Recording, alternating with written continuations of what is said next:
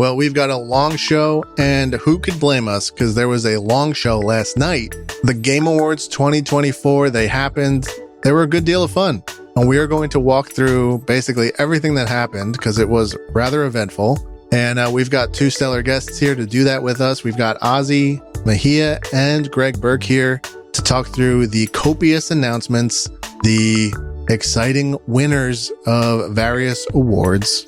And we're going to do even more than that. We might even talk a little bit about what we've been playing. So I won't say any more. There's plenty to hear. So thanks for joining us. And let's kick it off. Here we go. Joe, what am I doing wrong? Because every time I say it's Shack Together in America on the internet, I somehow blow out the speaker. It doesn't pick up my voice. Yeah, I was extra confused because there was 1 week I didn't get your audio in time. Okay. And I'm keeping this in, by the way, because people will know what you're talking about because they haven't heard you deliver a clean line. No fault to your own. Yeah, I haven't. I'm sitting here and I'm saying it, and then I listen to the episode and I'm like, God damn! So what I was gonna say is, one time I noticed it and I was like, oh, that was the week I used the Discord audio. So Discord's not perfect, and but last week was actually the most egregious quality on the delivery, and that was your local recording. Yeah, so what the hell's going on?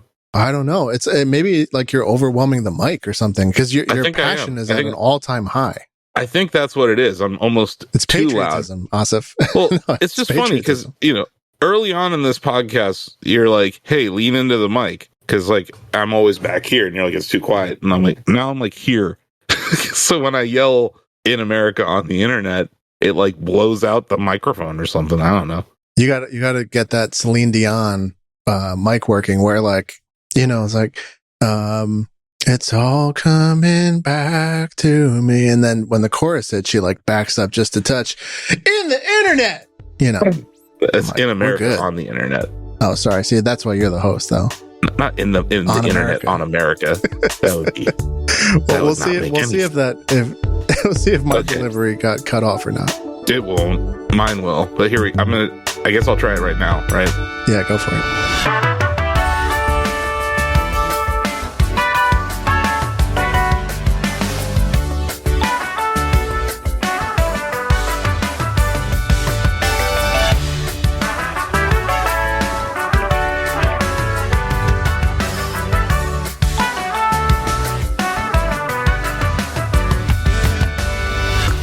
It's Shack Together in America on the internet.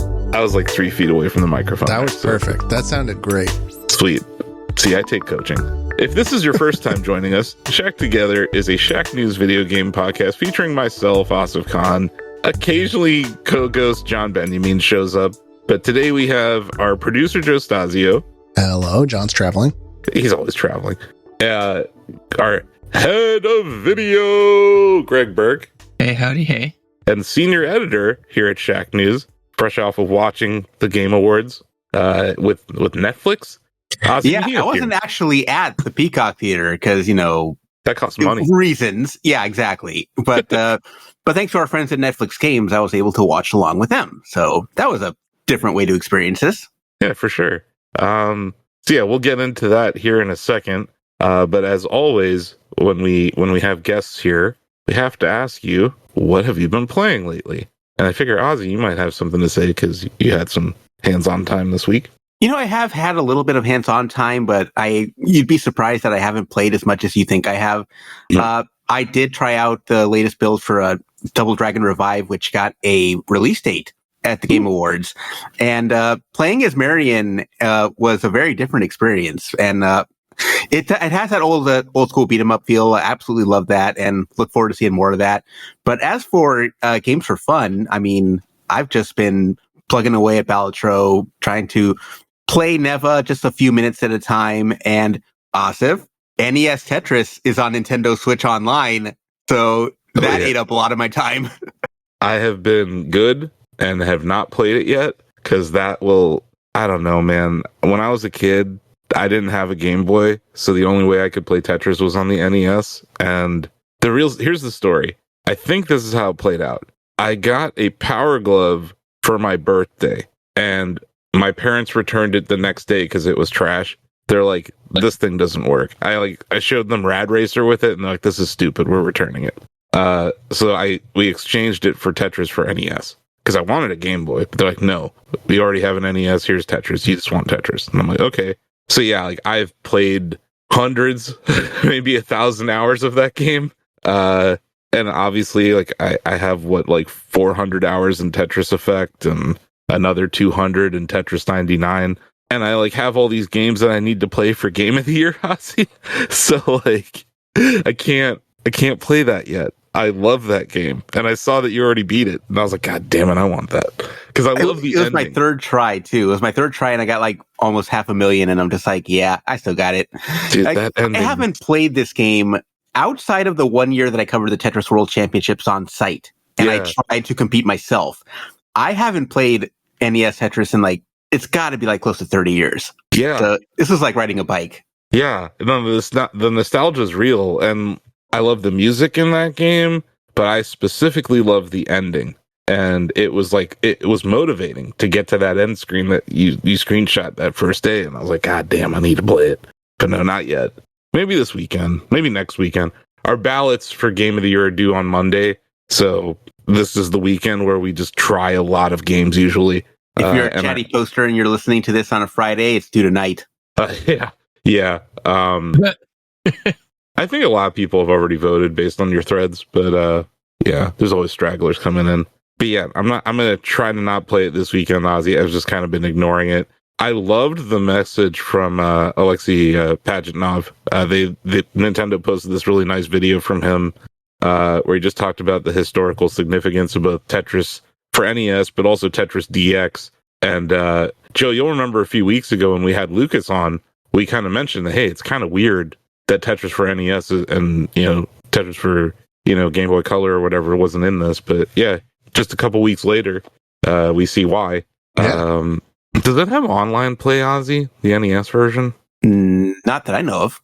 Yeah, it's like a straight up port. The reason I bring that up is like occasionally when Nintendo ships some of these classic games, they give us like a little nugget of online play.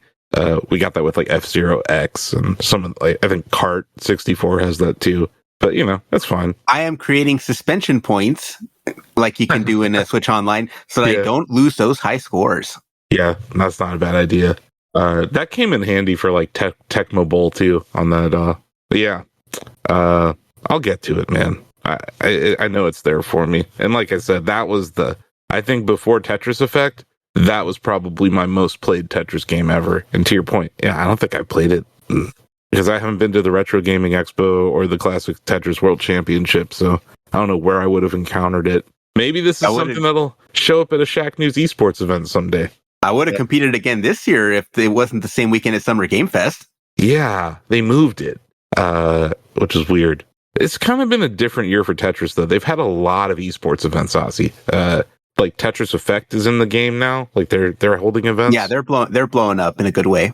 Yeah, and they have the modes and everything for it. So yeah, it's all optimized for esports at this point. That's cool. That's funny though. I like all these new hot cool things happening in gaming. And Ozzie's like, yeah, I played this game called Tetris on NES. That's cool though. Greg, do you play anything? What have you been up to? Yeah, I mean, I actually got really into Marvel Rivals for a hot minute before I left for the last minute travel stuff. Have you found a main? One of two people, yeah. Either Wolverine as duelist and then Rocket Raccoon as healer, I think, are the two. Yeah. Are you not digging Jeff as a healer? Kind of like, I mean, I can fall over Jeff too. He's like cute. I think he's going to get nerfed into the ground, but he's super cute. It's one of those games where I was like, Nicole went up to bed and it was like 9:00. I'm like, I'll play a few matches. And I looked down at my little clock and it was 2:30. And I was like, oh God. Jeff feels like a cheat code right now. Yeah. Although I saw a Doctor Strange put him in like 2 portals and he's just like falling through the floor repeatedly. Which is funny because normally it's Jeff that makes you do that. Yeah. Like Jeff got what's coming to him basically. So maybe Doctor Strange is the counter. It's that scene from Thor Ragnarok where Loki goes, I've been falling for 30 minutes. That, but with Jeff. I haven't had a chance to play it yet, Greg, but I've been watching gameplay of it. Ozzie had some really good gameplay that went up like right at launch. And, I mean, it's twitchy. I'll do some guides too. I'll do some guides next year for it for certain characters. Just from my personal fandom, I'm gonna be a Wolverine main, and also I think it just kind of fits how I play games. Dude, like his jacket has a big blue black X on it, and I was like, "Yep." Like I'm not buying any costumes for him. That jacket is awesome. He has a jacket with just an X on the back, and I was like, "Yep." Yeah, he looks great.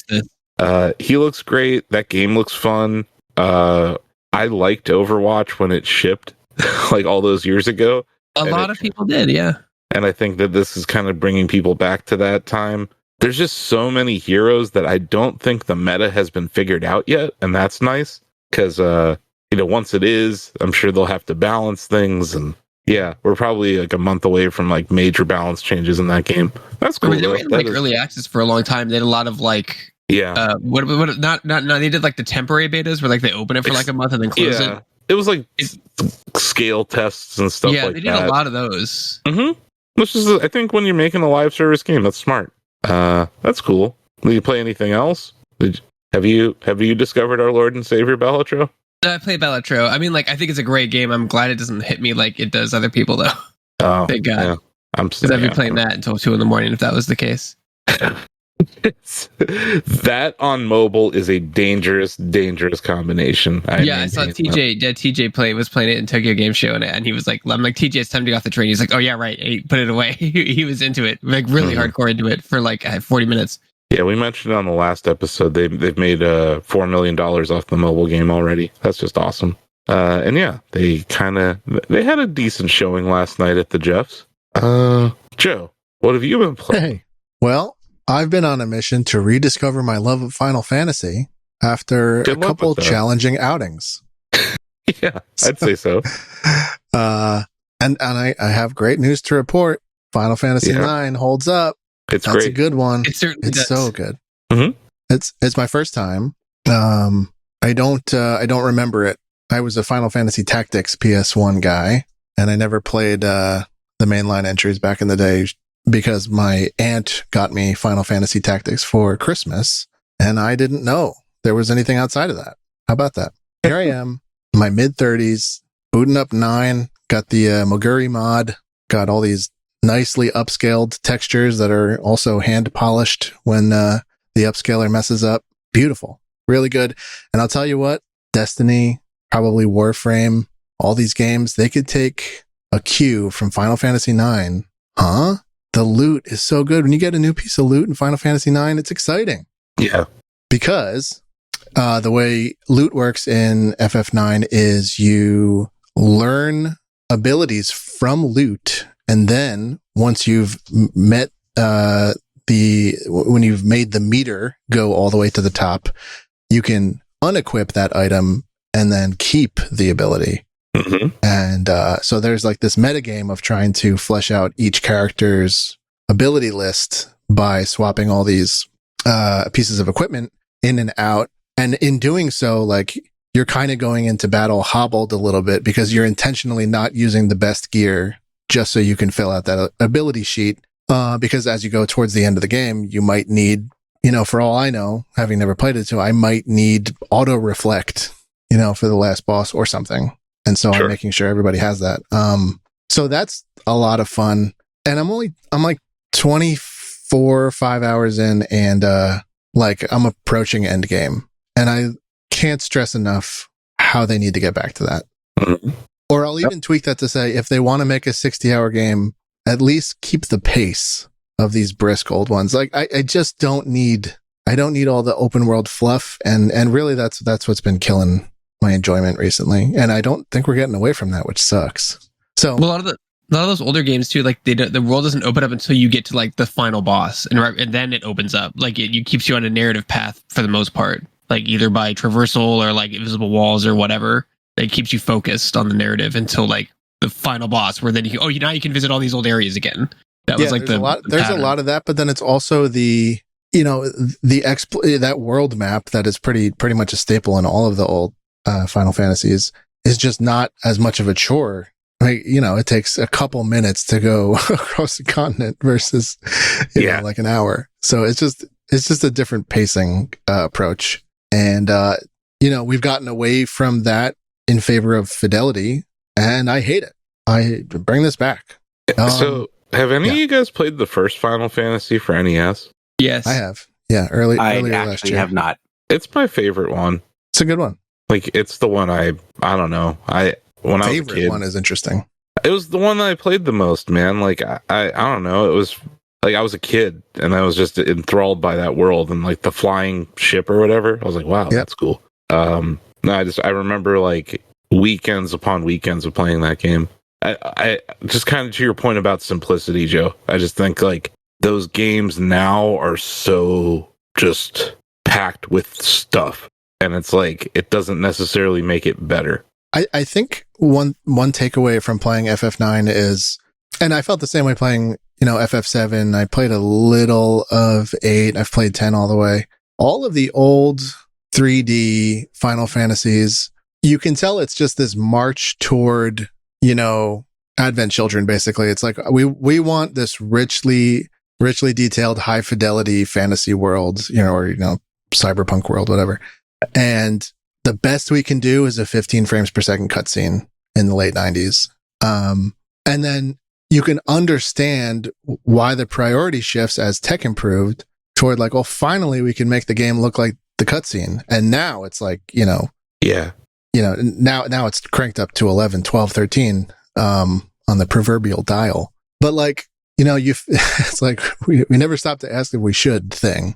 And there is a trade-off there. The fidelity, not only like you getting into these conversations of like, is Final Fantasy VII Part 2 profitable? And there's like, you know, industry impact based on these prioritizations. But then like on the fun side, and I know I'm not saying anything novel, but like, I really want to double down on this take that like, I'm into fidelity. Like, I want, you know, Barrett to look. I want to see his pores just as much as I want to see when you zoom up on his face. I want to see his beard stubble. Sure, that's great. But like, that's not more fun. I'm not trying to be like anti-fidelity, but like it needs to be fun. And then I'll look at his beard. Gameplay first. Absolutely, man.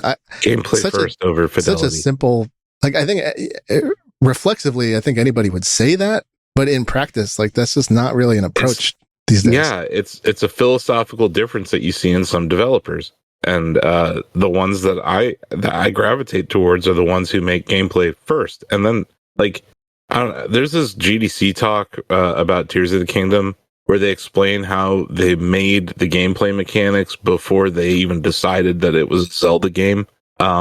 That's cool to me because they're like, hey, look, I made this cool thing. It's like Ultra Hand. And they're like, what could we do with this? You know, I think that's a better way to go than to sit there and be like, well, look at this hair tech. You know, it's like definitely. It's impressive hair tech, Final Fantasy. I mean, it really is. Like, it's hard to imagine the FF7 Rebirth prototype. Mm-hmm.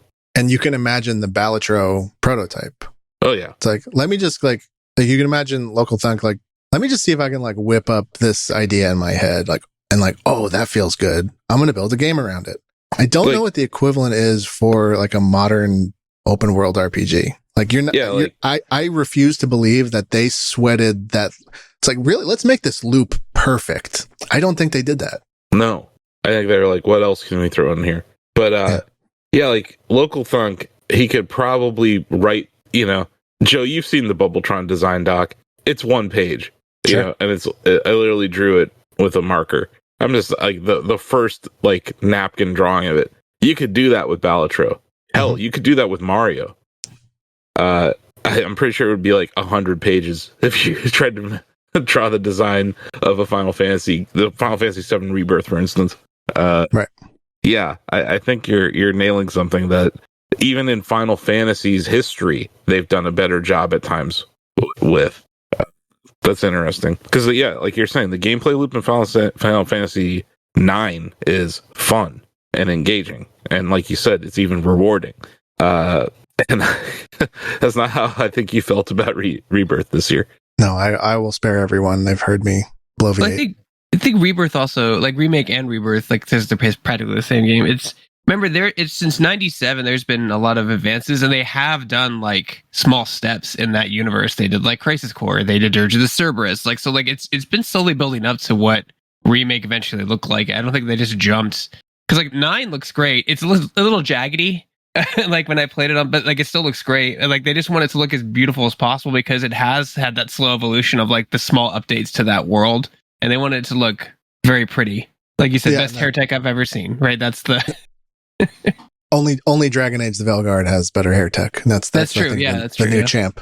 Anyway, I played some Indiana Jones, which reinforced my feeling that stealth games, I do not want to be first person. Nothing against that game. I think it's, obviously like Dishonored is extremely popular, so people do like that, but I do not. I played some X-Defiant 2, which is, basically a joke, a little podcast joke of this. It's shutting down. It's not a joke. It's a very serious game with serious people that's not going to be around much longer. So how the hell did you play it? Is it operational? Operational till June 3rd or something like that. Yeah. Oh, wow.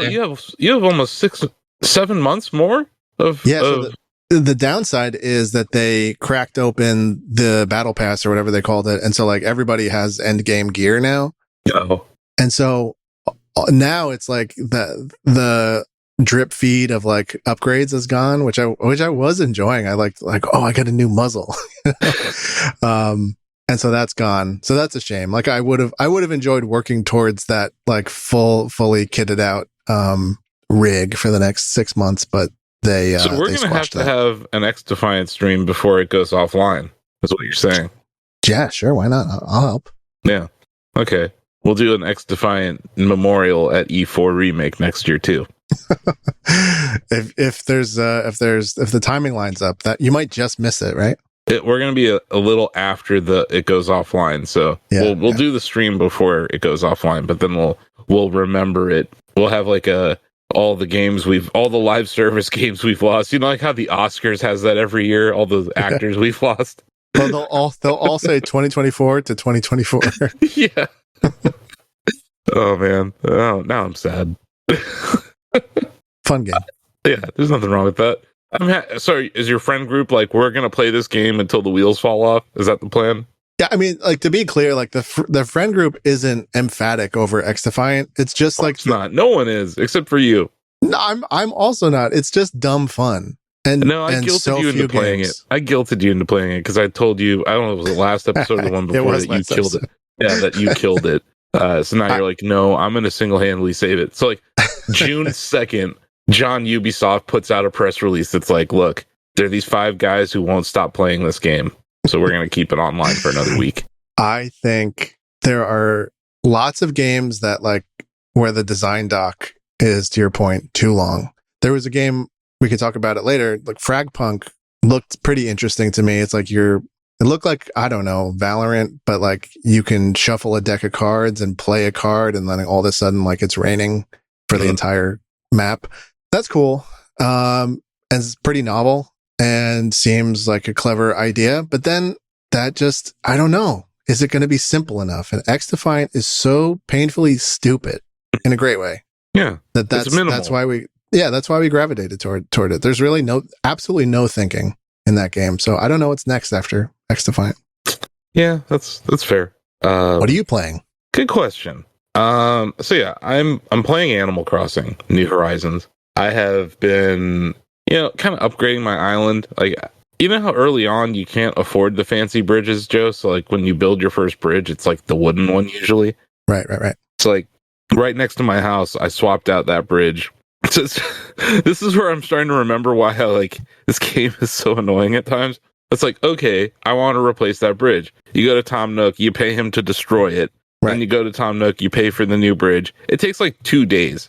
So I did that. I built a restaurant. So I have like an outdoor restaurant. You know how, I think last week I mentioned how I built a soccer stadium with stadium seating. Yep. So when you go to the left of there's now a restaurant. And I keep getting told by Isabel that I have too many trees, Joe. So I'm like moving the trees around my island and trying to like hide them behind buildings and stuff. But they keep telling me I have too many trees. And I'm like, I don't want to get rid of my trees. Is it like a RAM concern? Like there's too many trees and like No, it's what's the problem? The Isabel tells me that the islanders are getting lost in the forest. That's what she said. And she's like, we worry for the worst. And then it's like ... like missing your favorite TV show. I'm like, okay, that's not the end of the world, but it's keeping me at a 4-star island right now. I'm trying to get to 5 stars, right? So I've determined that I'm going to just buy a bunch of wind turbines for this island.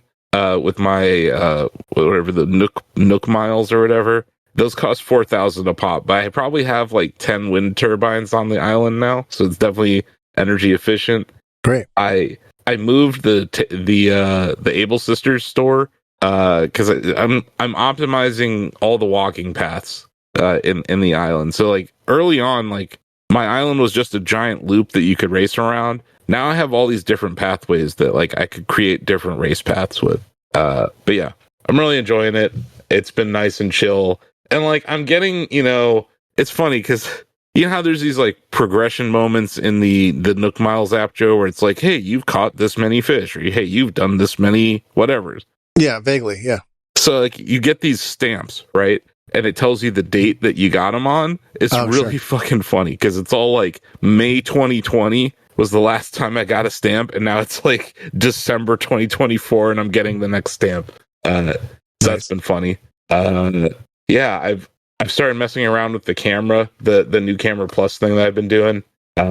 Yeah, it's been great. I think the biggest problem I have is that I play this game at night, and my store is never open. So I struggle with selling things, but that's not the end of the world. I have like 80 million bells. It's not like I need the money, but. Besides Balatro and F-Zero, is this the most hours you put into a game this year? This year? No. I put more time into Zelda.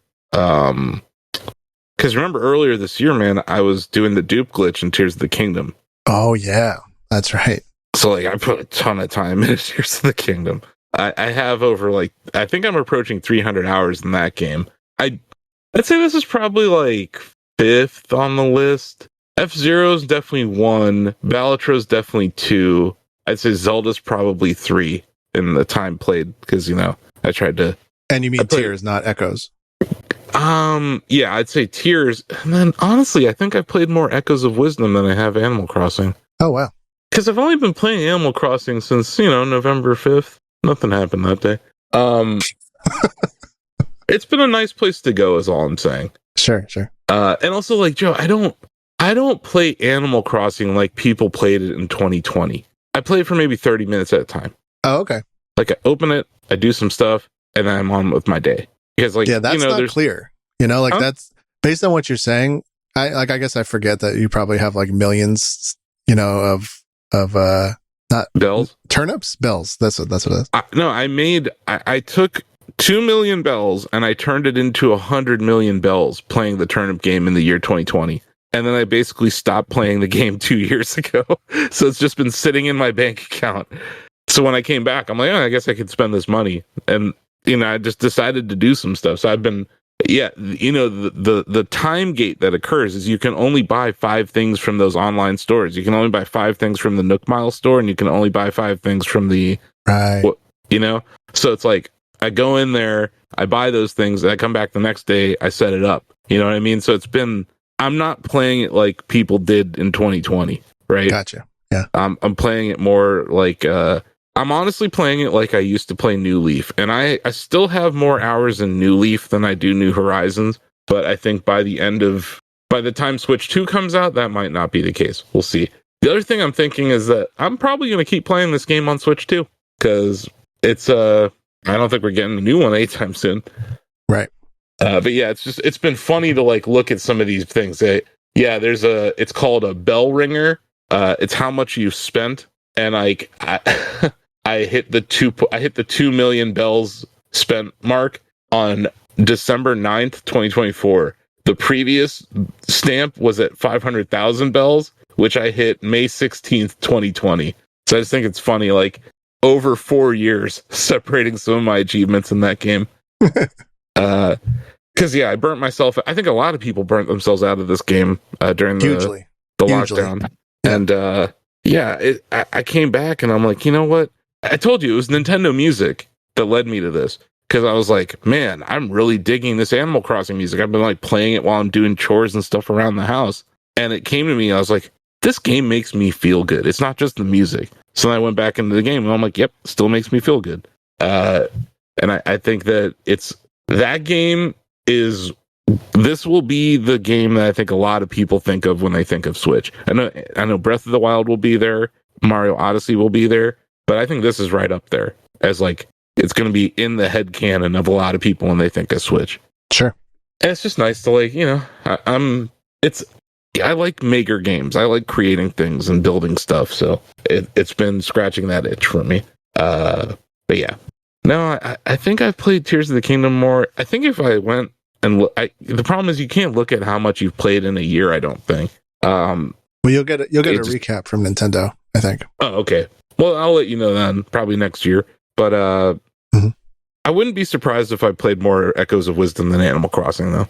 So it'd probably go F-Zero, Balatro, Tears of the Kingdom, Echoes of Wisdom, and then Animal Crossing. And maybe even Metaphor above it. But I kind of stopped playing Metaphor once I realized I wasn't going to beat it in time to really, say anything meaningful about it at the Game Award or, in our deliberations. But right. I do want to keep playing it. Yeah. And then, yes, this may surprise some people. I've been playing F-Zero 99. Okay. Guys, want to leave? Just out of show Austin what's up? Oh, we're used to it. My lies. Yeah, so last week I ranked 4,050 in the universe. That wasn't terrible. I have had some comically hilarious fails. I had I was almost wire to wire first place on Mute City 1. Died on the last lap of the third turn, which sucked. Because now the problem is I'm finding myself in first place, but to get there, I'm using boost power, right? And that takes my energy down. So it's that whole push and pull thing, man. But yeah, I am dying in spectacular ways, and it's been pretty funny. I should really start streaming it again because it's just fun to watch. And it's fun to watch me get angry about this shit. But yeah, it's been great. I still am playing the hell out of it. I have a couple of my rivals of the week I want to shout out. This one guy, ASDF1234. I thought that was pretty solid. That's good. High Speedy. That was another good one. Popsy, 02 Hero. Yeah, I'm just kind of going through the list. And yeah, like last night 2 nights ago I was playing it, and this kind of sums up what my races are like. First, you know how Lucky Ranks keeps track of your first 5 races of whatever night? So I was 95th overall. That's the one where I died on that third lap. So I went from first to 95th. That's heartbreaking. Then I went 7th, 10th, 4th, and 29th. So not terrible, right? Got a 5th place finish on Mute City 4. I maintain that Mute City 4 is the Mute City I would have built as a kid if you gave me the track editor, because it's just boost power everywhere, and it's great. But yeah, it continues to be my favorite game. There's a lucky weekend this week, so I think it's probably Friday through Sunday. The lucky ranks reset every 4 hours as opposed to every 24 hours, so you can unlock more cosmetics and stuff faster. So yeah, been playing that. Cool. I did not win one. I'm at 5 wins right now. And last night or 2 nights ago when I was playing it, this thing kind of creeped into my head. I'm not sure how many of you guys play battle royale games that often, but like, it's that carrot in front of you, right? Like you want to win because you haven't won before. And now that I've won 5 times, I just wonder if I have the same desire to win. That first win was like such a white whale for me. Now it's like, I know I can do it. I felt that way when I won Fall Guys, like way back when. Yeah, it's the same thing, Ozzie. You know what I mean? Like, because you become almost obsessed with getting that win, and then once you get it, you're like, I'm pretty good at this game. It's part of why LeBron James. Yeah, it's part of why I felt safe jumping off of Tetris 99 for a while. Exactly. Before I won Tetris 99, I could not put that game down. And then once I did, I was like, hey, you know what? I'm going to play some other video games. So I'm kind of like that with F-Zero right now. I'm still playing it every day, though, because I still think it's like a fever dream every time I turn on my Switch and I even just see the logo staring at me. But yeah, it's great. Still playing it. And then I tried to play Indiana Jones, Joe. Okay. I have a key to play it on Xbox, so thank you, Microsoft, for giving us those keys. I can't find the power cable to my Xbox Series X, guys. Ooh.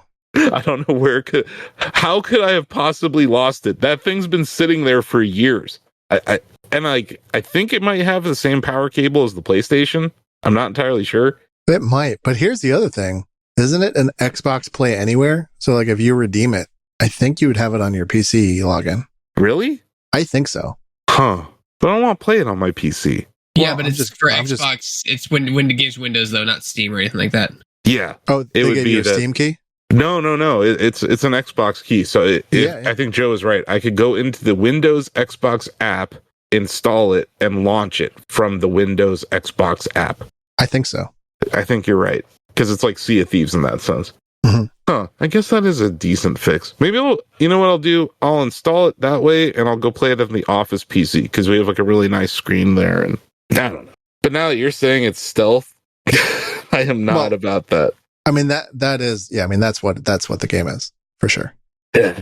That's not really my jam. Especially because like coming from machine games, I'm so used to run and gunning. I know that doesn't really work in some of those Wolfenstein games either. Like some of the Wolfenstein levels are kind of stealthy. Yeah, you have a gun, but That's you can all I remember from my short time with Wolfenstein was that it was like creeping around. yeah, I think the New Order was less of that. The new Colossus was definitely a lot more like stealthy. You can go through it either way, Joe, though. It's like if you're not stealthy, you just alert all of the Nazis at once that you're there, and then it becomes like Doom, where you just have to kill a bunch of enemies at once. So I think I liked the player agency that Wolfenstein offered, and it really seems like indie is like, this is the way to play it. So yeah, I don't know. It might not be for me, but I appreciate everything they did with it because the character models, the art, the way that they treated the source material. Greg did some really great comparison videos on our YouTube and social channels. If you want to check them out, like they did really great work to like honor Raiders of the Lost Ark and stuff. So yeah, I want to play it, and it's definitely that's one of those games that I'm playing this weekend. But can I like buy a power cord for an Xbox at GameStop or something? Like, is that a thing? Oh, I'm sure you can. seems possible. Yeah. Yeah, we'll see. But yeah, that's my goal. Sometime in the next 2 days, I need to find a power cable for my Xbox. But also, like, it's just been sitting there. How did this happen? It's a mystery. Probably ghosts. Yeah, that makes sense. So now my house is haunted. Great. Thanks, Joe. What did I do? I don't know. Probably stole my power cable. You told the ghost to. Sounds like me. Anyway, we can move on to our next segment. We don't have a game here, but we have a segment about games, right? Yeah.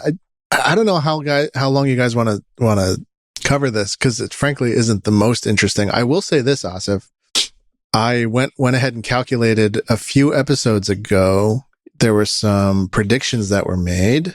It was episode 41. It was you versus Sam, and you edged him out. Grossly said, I apologize. You won by 1. So you get a point. As you know, I keep track of the winners on all of our episodes. So yeah, you went up from 13 victories this year to 14. Congratulations. Wow. Look at me. You really knew your stuff. And I also accused you that episode of voting with your heart and not your mind. And your heart won in the end. Take that, mind. No, that's interesting. Yeah. Did I pick Astro Bot for Game of the Year? I thought I said Balatro. Let's see. I can tell you. You said... I might have said Astro Bot. For Game of the Year, you said FF7 Rebirth. And Sam said Shadow of the Erd Tree. Sam just wanted to see the world burn. I said Final Fantasy Rebirth because putting NPR as a juror on the North American side is stupid. I got to tell you, the real results, I thought felt pretty good last night. I felt like it seemed like the right game won most times. For whatever that means, it's anecdotal, but like that, it just felt right most times. Mm-hmm. Would you have rather Shadow of the Erd Tree won Game of the Year? I would have rather Balatro. Yeah. Or Metaphor. Yeah, me too. But that's the one where I was like, I don't know. But I do like a team of 60 plus people making the Game of the Year winner. That's pretty good. And for it to have no online component. I would have rather the one guy who made a math game win as someone else who made a math game this year. Yeah, I don't know, man. Astro Bot winning is fine. I like what the devs had to say in their acceptance speech, because they acknowledged their influences. Yes. I don't know, man. I think giving out an award for most anticipated is stupid. Sure. I think Greg, Ozzie, and we know what the Shack News Award winners are for a lot of these categories, so we don't want to spoil that here. But I can just say that some of our awards did line up with Jeff's awards, some of ours didn't. And yeah, I don't know. The lack of love for Zelda is still offensive. That's fucking weird to me, Ozzie. Like, did these people not play Zelda? Like, what is going on here? How did Nintendo get blanked at the Game Awards, Joe? They were blanked, yeah. How did Nintendo win 0 things this year? Were they really that bad this year? Or are people just tired of Nintendo Switch hardware? Like, what are we judging? It was more than just the awards, right? Like, it felt like 3.5 hours of not mentioning them. I know there was like 2 commercials, but you know what I mean? Yeah, commercials, not any trailer reveals, nothing. Apparently, you know what? Doug Bowser was front row. That was it. That's all you get. Doug Bowser sitting front row. This is also an award show that gave Cyberpunk best game when it wasn't even out yet. Like, they gave it an award and it wasn't even out yet. And it wasn't best anticipated. You remember that? No. It's not. Nope. You are conflating it. Am I confused? That was the Gamescom opening night live game of show that they gave to Cyberpunk before it was even out. Right. And the show floor hadn't even opened. Okay, I get confused because Jeff hosted both of those, so it's very... Jeff hosts 3 things every year. He hosts the Summer Game Fest, he hosts Opening Night Live, and he hosts the Game Awards. He gives out Game of Show before the show floor even opens at Gamescom. That's stupid. That is really dumb. But no, he did not give Game... Okay, I got confused. There's no Game of the Year being handed out to a game that doesn't even ship. He has a category called Most Anticipated Game, which is like, I don't fucking know. It's stupid. But anyway, yeah, I think GTA 6 won that. Yep. All I'm saying is that, like, how the hell is everyone going goo goo gaga over Astro Bot and ignoring that this is the first video game you can play as Zelda? How the hell is that happening? That's all I'm saying. Like, how is that not as big a deal? It's because the Switch is old. It has nothing to do with the games. And I just think if you're judging video games and you're going to be like, oh, I don't like the hardware it's on, you're not judging the game. Balatro's on Switch. It won a lot of awards. It's not a Switch game, dude. It's on Switch. Like, yeah, there's games that are on Switch. Fortnite's on Switch. You mean like first party? I'm talking about Nintendo. Nate from Nintendo not getting one trip up to the stage this year. That's weird. But also, just to Joe's point, not just the awards, no nominations. Like, I think they got 1 Zelda nomination or 2. It was action adventure and family game, right?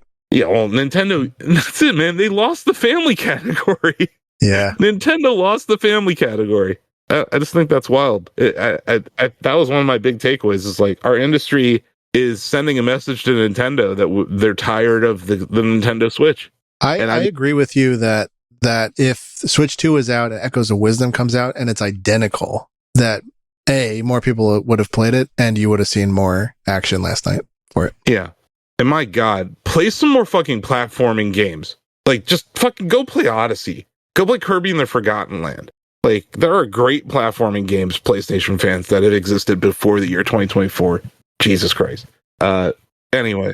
Put fucking Shack News on the ballot, man. Like, what are we doing here? How many more websites need to die, Jeff? Like, how many more before Shack News gets to vote in this fucking thing? It's just weird. That's wild. I'll say like, my positivity comes from a couple things, which I think you'll agree with. Metaphor got its flowers last night, which is cool. Yeah, for RPG and art. Yes, and narrative. Oh yeah, 1 for narrative. Final Fantasy did not get anything but best score, which for me feels right. Yeah. Well, let's get in a time machine and go back to the review of that and go look at the websites that gave that game a 10. How the hell does it not win here? Like, that's all I'm saying, man. Like, something happened between April and now to people's opinions of Final Fantasy VII Rebirth. And that's interesting to me because you go look at the reviews of some of those judges, they seem to like that game a lot. It got 9s and 10s and stuff, all sorts of praise. It's in the 90s on Metacritic for sure. Right? And it did they win anything? Soundtrack? Yeah, score? Best music, yeah. Yeah, that's it. And it has outstanding music, but that was another one. I don't even think it's the best music. I don't even think it's the best in that category. Yeah, what would you give it to? I would have given it to Metaphor. Yeah. Metaphor has a synth soundtrack, which or rather like a partially MIDI soundtrack, which bummed me out a little bit versus the fully orchestrated. But to Final Fantasy's credit, No Promises to Keep is a banger of a song, and the way it's incorporated into that story is just it's such a beautiful song. So I will say that. I will give it that. So I'll throw this out. I think giving best game direction a nominee to Final Fantasy VII Rebirth over Echoes of Wisdom is stupid. I'm gonna throw that out there. Sure. Yeah. Fucking giving ongoing game to Helldivers 2 is fucking stupid. Because for 2 reasons. They have managed that game so goddamn terribly since it launched. Everything they did with the PlayStation Online requirement. How can you give them an award after that? That's insane. And it's not even ongoing. It came out this year. Right. That's how the fuck did Helldivers 2 beat Fortnite for ongoing game? 14 million people showed up for that fucking concert 2 weeks ago in Fortnite. And Fortnite's dropping singles and shit. How the fuck? And what? When did Battle Royale come out, guys? Summer of 2017? Yeah. This is the fucking ongoing game. I know I may have a different ongoing game that I voted for at the Shack News Awards, but I'm talking about these nominations. Helldivers 2 beating Final Fantasy 14, which had Dawn Trail this year, right, Ozzie? A massive expansion. It was a big deal, yeah. And then Destiny 2, which had the final shape, which was the end of a fucking 10-year journey in a game. Fucking Diablo 4, the Vessel of Hatred. You're going to put Helldivers 2 above those 4 games? That's insane. That's stupid. And it's tasteless. Because ask any Helldivers player if they feel good about how this year has gone.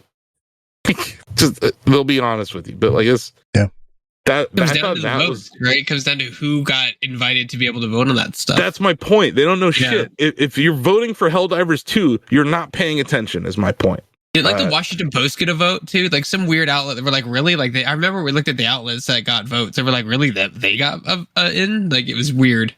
No, it's here we go. The voting jury. Here we go. Yeah, it was something. I remember. So the United States jury is Digital Trends, Easy Allies, Entertainment Weekly, Game Rant, Game Ranks, Gamertag Radio, GamesBeat, GameSpot, Giant Bomb, owned by the same company, IGN, Inverse, Jeff Gerstmann, just Jeff. Kind of Funny, LA Times, Inverse, which is I don't even know if they're around. Or sorry, I already read Inverse. Sorry. MinMax, that's cool. I think MinMax got Game Informer's vote, and I'm fine with that.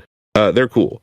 New York Times Wirecutter, PC Gamer, Pride.com, Polygon, Rolling Stone, who have shuttered their vertical 4 times and then brought it back, apparently. The Atlantic, because everyone goes to The Atlantic for gaming news.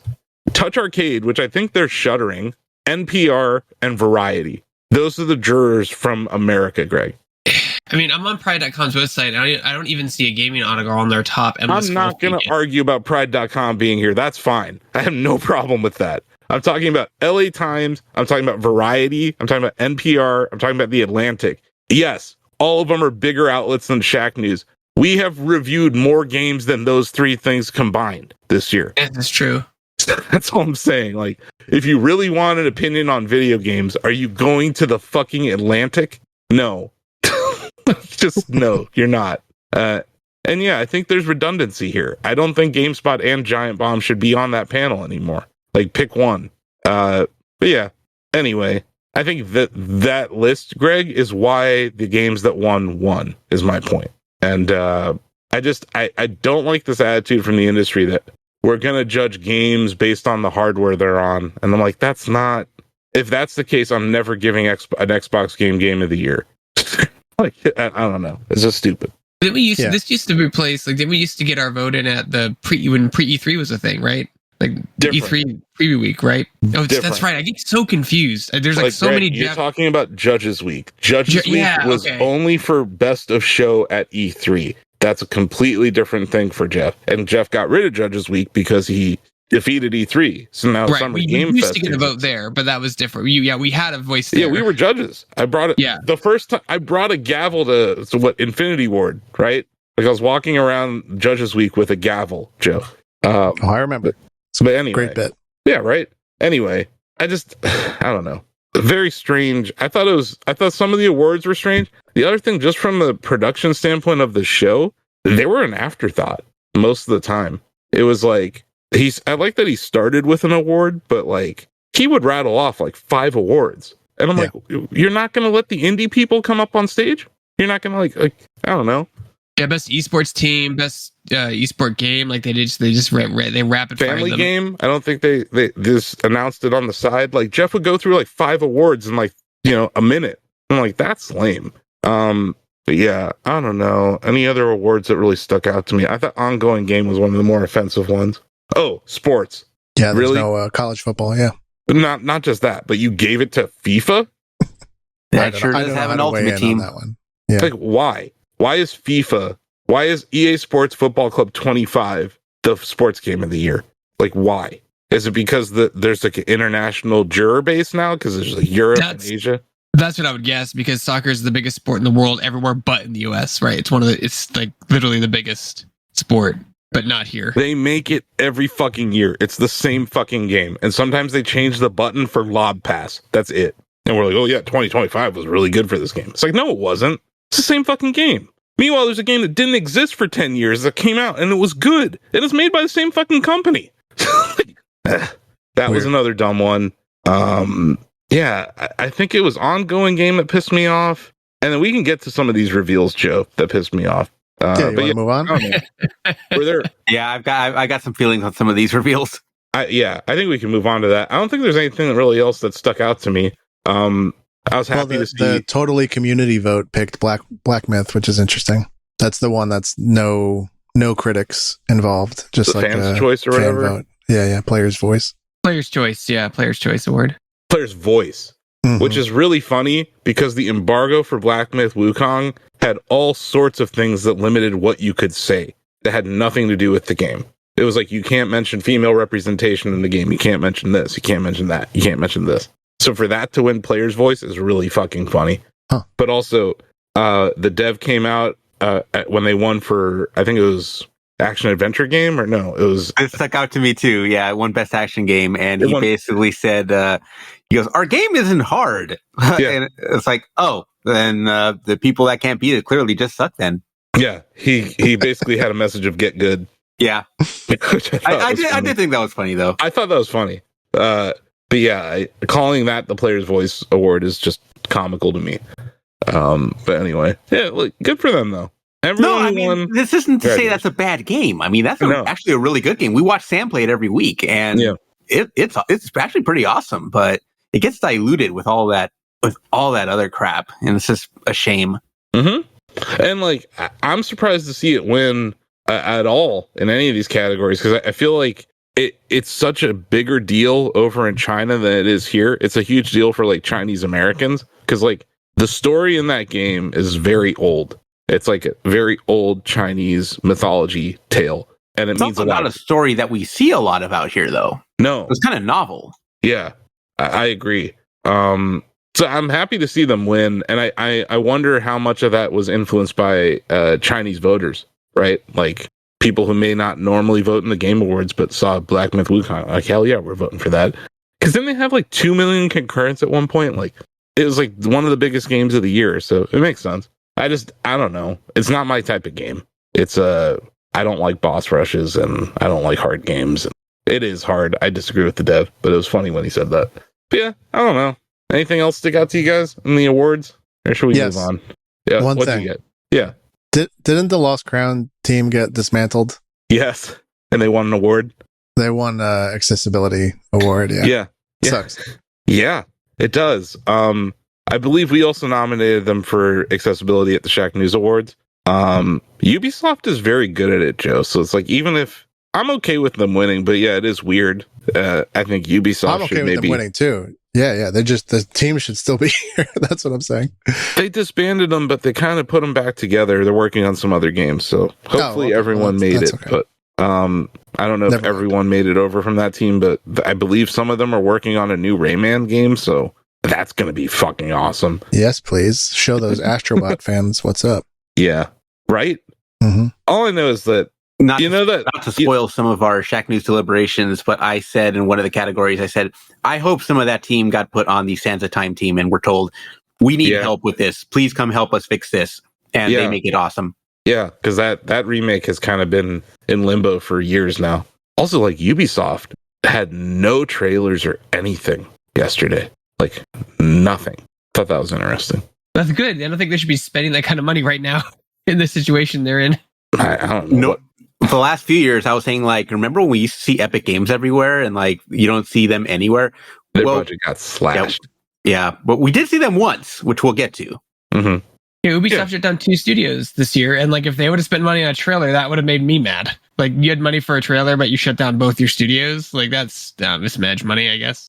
I don't know, man. I think that the people running Ubisoft are... Yeah, I keep telling people... I don't know. Has anyone here seen the movie The Hudsucker Proxy? No. Right? No. I keep telling people to watch it because it's about a board that tanks their stock on purpose. I think that's what we're witnessing at Ubisoft. They like short their stock and then tank it. Is basically what they do. They're not short it. They're tanking it so that they can buy it back for cheaper. Oh, okay. Like, they have money. They don't need money. They're rich, right? The Yves Guillemot is very rich, and I think Saudi Arabia owns a chunk of it too. But like, I think what'll happen is they're going to mismanage the company so poorly they'll get to a valuation where they can take it private, and then they don't have to worry about shareholder expectations and all that stuff being publicly traded. So just put that down on my list of predictions for the next few years, Joe, that I think Yves Guillemot and a group of people will try to take the company private. And there's already been some news about that, and it kind of died down. But yeah, also, The Hudsucker Proxy is great. If you like Tim Robbins, it's maybe one of his best movies. It's masterfully written. It's really funny, too. I think it holds up well. So yeah, let's go on. What do you think? You want to go to? Yes. Should we go to story time? Yeah, there's a lot of an unbelievable amount of announcements last night, so we should dive in. So we'll be right back with story time.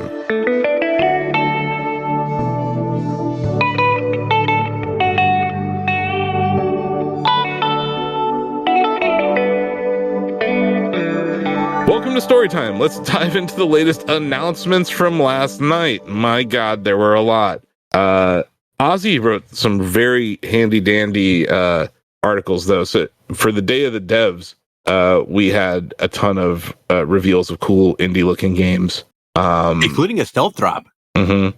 Wait, what was the stealth drop? Tankhead. Tankhead came out same day. That is an Epic Game Store exclusive. It is about you are a consciousness that got uploaded into a drone that needs to make your way through a dangerous world. But you're a drone and you can't do anything. So what you do is you build a tank. And it's a roguelike, and you take your tank around and you try and survive. That's cool. We got another look at Kingmakers, which, I don't know. It looks like it looks like Army of Darkness, the game. Like, it's like medieval times, but you're driving a pickup truck around. Like, I don't know. I'm into that. Yeah, that's the one comparison I've heard is the Army of Darkness, because you have a car and like shotguns. Yeah, but it's also medieval. You're trying to take over medieval England, but you're cheating, so you're going back in time with like a bunch of our modern stuff and just like blowing people away with it with modern tech. Yeah, I think it's an interesting concept, and the gameplay looks really fun. Faraway looks pretty neat, Ozzie.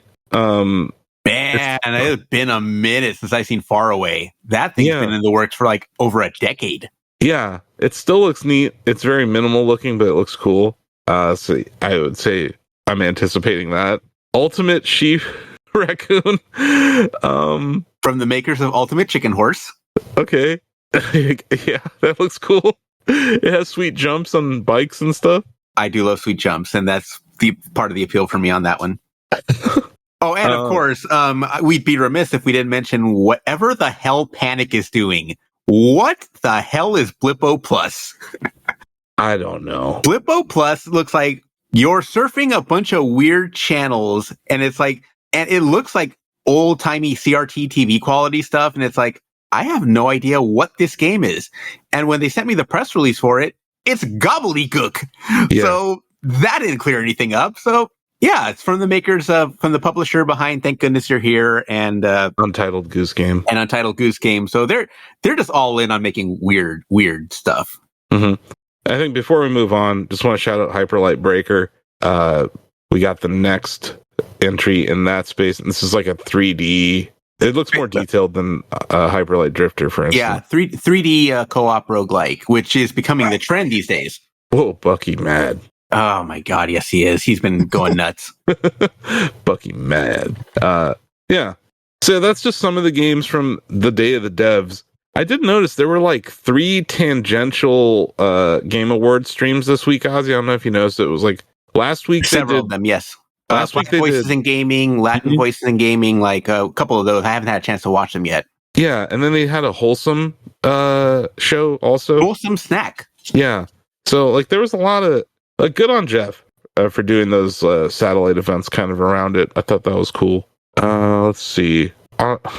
On to some of these announcements. Thick as Thieves got announced. This is from Warren Spector's studio. Yeah. And they're doing it's an immersive multiplayer game where it's basically like living, breathing world, and it's Thief. Like it is like multiplayer Thief.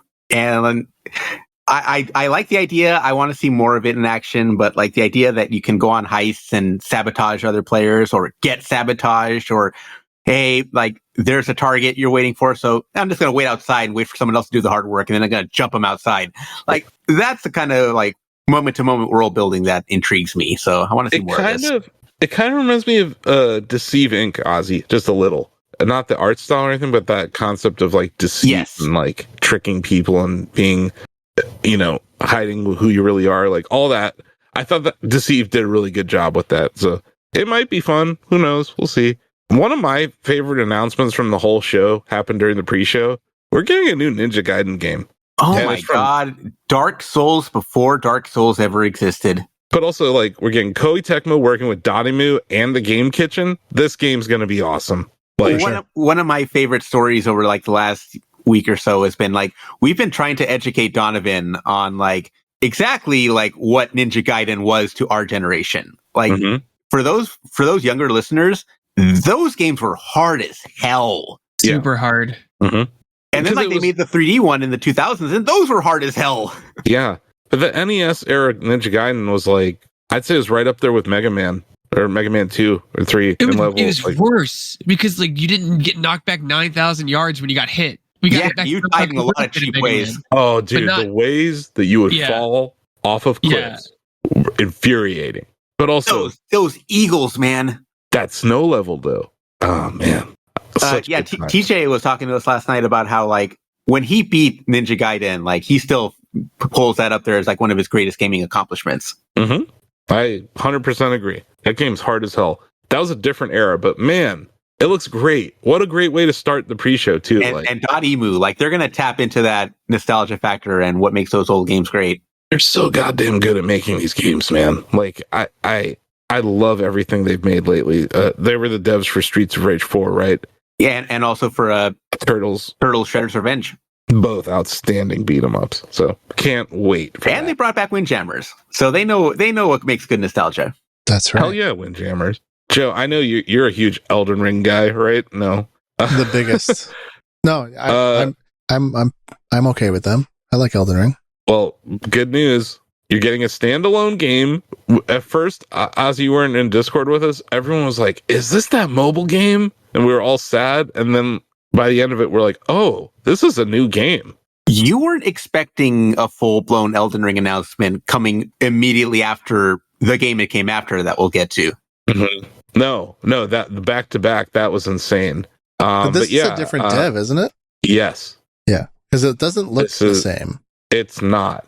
And it's also, I think this is another 3-player roguelike.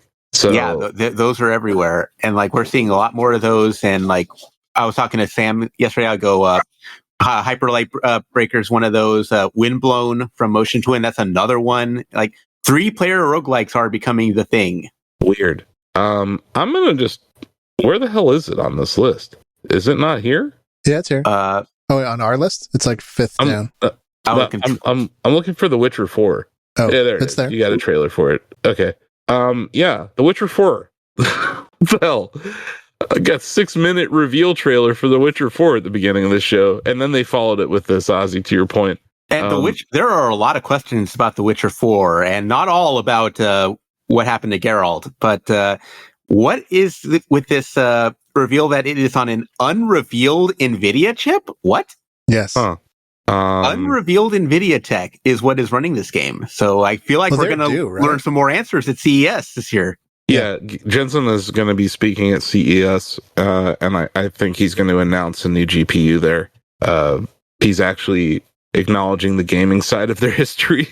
He was at the fucking Virtua Fighter event last night, Ozzie. Really? Yeah, it was so fucking weird. At the end, there's all these people wishing Virtua Fighter happy 30th anniversary, right? And he's like, Virtua Fighter, like, they gave us our first chance 30 years ago, and like they made a chip for their arcade cab or something, and like here we are all these years later, and they're working together again. And it is important that the CEO of the biggest company in the world today remember its roots. Yeah. Well, also he's the founder, right? I think it's different when you're a founder. And he had his leather jacket and everything. But yeah, we're not talking about Virtua Fighter yet, but he was there. He brought up NVIDIA, so it came to my mind. Yeah, if that's running on a new NVIDIA chip, cool. By all means, because that game's not coming out for like 4 years, right? Like, it's going to be a while. I was texting back and forth with a friend throughout the show, and when The Witcher came up, she basically said, if I get to be Ciri, I'm in. And you get to be Ciri. She's the main protagonist. And boy, did chat not handle that well, if you can imagine. I have questions as to how that came to be, but in a good way. I'm like, okay, I'm interested to learn more of this story and how this came about. Mm-hmm. Like, I want to learn more. Not I'm mad about it broke or. Yeah, no, and like it's also she's a great character, so this is cool. Like I wasn't like, oh no, women in games, blah. It's like that whole argument that we've heard over and over this year from idiots. Are we not past that? The controversy with the Bioshock Infinite cover, where they were wanted to put Elizabeth on the cover, and then their publisher said, no, girls don't sell video games. Remember that controversy? I can't keep track of any of this shit. But the refrain all year, Joe, has been, they're putting women in all of our games. Assassin's Creed has a female protagonist. Ghost of Yotai has a female protagonist. Like, they were even mad about Echoes of Wisdom for like a week there. And when I say they, I mean angry idiots on Twitter and YouTube and wherever else. But yeah, we're not seeing The Witcher anytime soon, are we? Like that game's like, if not 2026, 2027, maybe. I would be shocked if we get it before 2028. Yeah. So this is like the beginning of a hype cycle that could take years. But it looks like it's further along than you would say. Like I don't know, the first time we saw Cyberpunk, right? It does seem further along. And this is built in Unreal Engine 5. In case you're wondering why it looks so damn good, that was a trend of the show. A lot of UE5 games were on display. But sorry, we jumped around here. Split Fiction. Our man Joseph Ferris. Yeah, the Hazelight devs, the people who made It Takes Two, Joe, they are making like it's like genre mixing. But the clips we saw in the trailer, the reveal trailer, are like fantasy levels, sci-fi levels. It just feels like they're taking that It Takes Two formula and just going ham with it. Yeah, basically the story is there are two authors in this at this publishing office that are thrown into virtual worlds. And the whole appeal of this virtual machine that they're in is that it can bring their stories to life. But they start to realize something's wrong with this. So when one of the authors tries to warn the other, something goes wrong and their genres come together and they start to make, so you're bouncing back and forth between sci-fi and fantasy. And you're doing it all in the co-op setting of like a game like It Takes Two. And it works really well. Like, I played a lot of this. Oh, wow. I played a lot of this with Joseph Ferris earlier this week. And what's amazing is there's so many different settings and different ideas that he throws into place, and it all works. Yeah. Like, some of this is like platforming. Some of it's like Tony Hawk style, like combo chains. Some of it's like the lighthearted co-op competitive stuff that you saw in It Takes Two.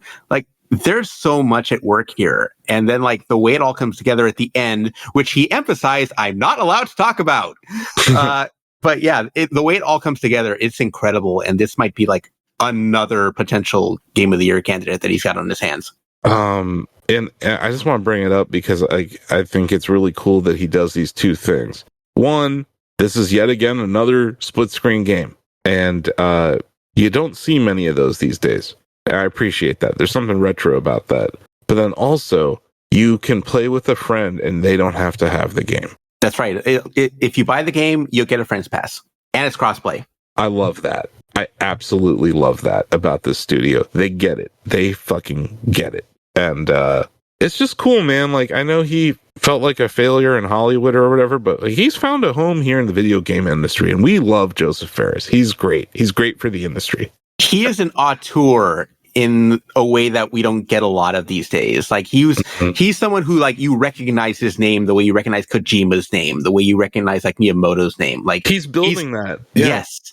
He's building that around himself. And he's like, still I love the demo you did, you were literally playing with him, right? That's right. That's like, he's so hands-on with his projects, and he's like, he cares. And he's genuinely excited about them. You should have seen him, Asif. Like, Greg and I saw him, like, it's not an act. Like, what you see is what you get. Yeah, he's a real person. And I think that's why he probably didn't fit in well with Hollywood, is he's too real. Anyway, awesome looking game. And it comes out like March? So March 25th, I believe. Yeah, that's coming out pretty soon. Yep. He was like, yeah, that's less than 4 months or 2 months. I was afraid that we were going to get it in like fall. And I'm like, oh my God, am I going to have to really wait that long to play this? Like, no, it's almost here. Yeah, and if anyone hasn't played It Takes Two who's listening, check it out. It's an excellent video game. And even Brothers Tale of Two Sons is where I first met him. Yeah, like when he first got to start. That's it was like, it's really cool now to look back at the Hazelight games and you're like, yeah, there's an evolution going on here. And somebody on Reddit like found the pattern between like you play as brothers, you play as bros in A Way Out, you play as divorced parents, and now you're playing as daughters. Yeah, like the two people in Split Fiction like aren't related, but they're based on his daughters, as he's pointed out. That's awesome. I love that too. He was hilarious at the Game Awards too. He's like talking about his daughters. He's like, "Oh yeah, my wife. I love my wife too." He's like, I forgot. He's great. He's like, I forgot, but I love my wife too. I was like, man, I love this guy. He's just funny. I'm jumping around here. Bill Lavoie lost his shit twice last night. Once for The Witcher 4, and the second time was for Black Frost, The Long Dark 2. When I saw that, I said, man, they're even aiming announcements at Bill Lavoie. Like, multiple announcements were aimed at Bill Lavoie specifically, and this was one of those. I think the big headline here, Joe, is they're adding co-op to the Long Dark formula. That's going to be cool. But does Bill want that? I'm curious. Yes. I don't. Okay, great. Yeah. Yes, he does. I'm sure he'll be playing with Sam a lot. Or TJ even. Because I know TJ and him are going to stream next week. I believe they're going to stream The Long Dark. It was just really fun. It was really fun watching Bill or hearing Bill react to that in real time. Because he's like, first screen, he's like, that looks like The Long Dark.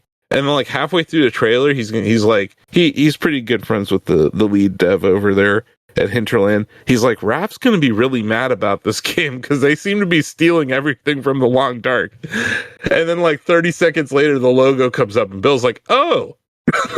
The whole time he's like, this looks like The Long Dark. And he wasn't sure what it was. So it was funny to see him react to that surprise. And yeah, it's great.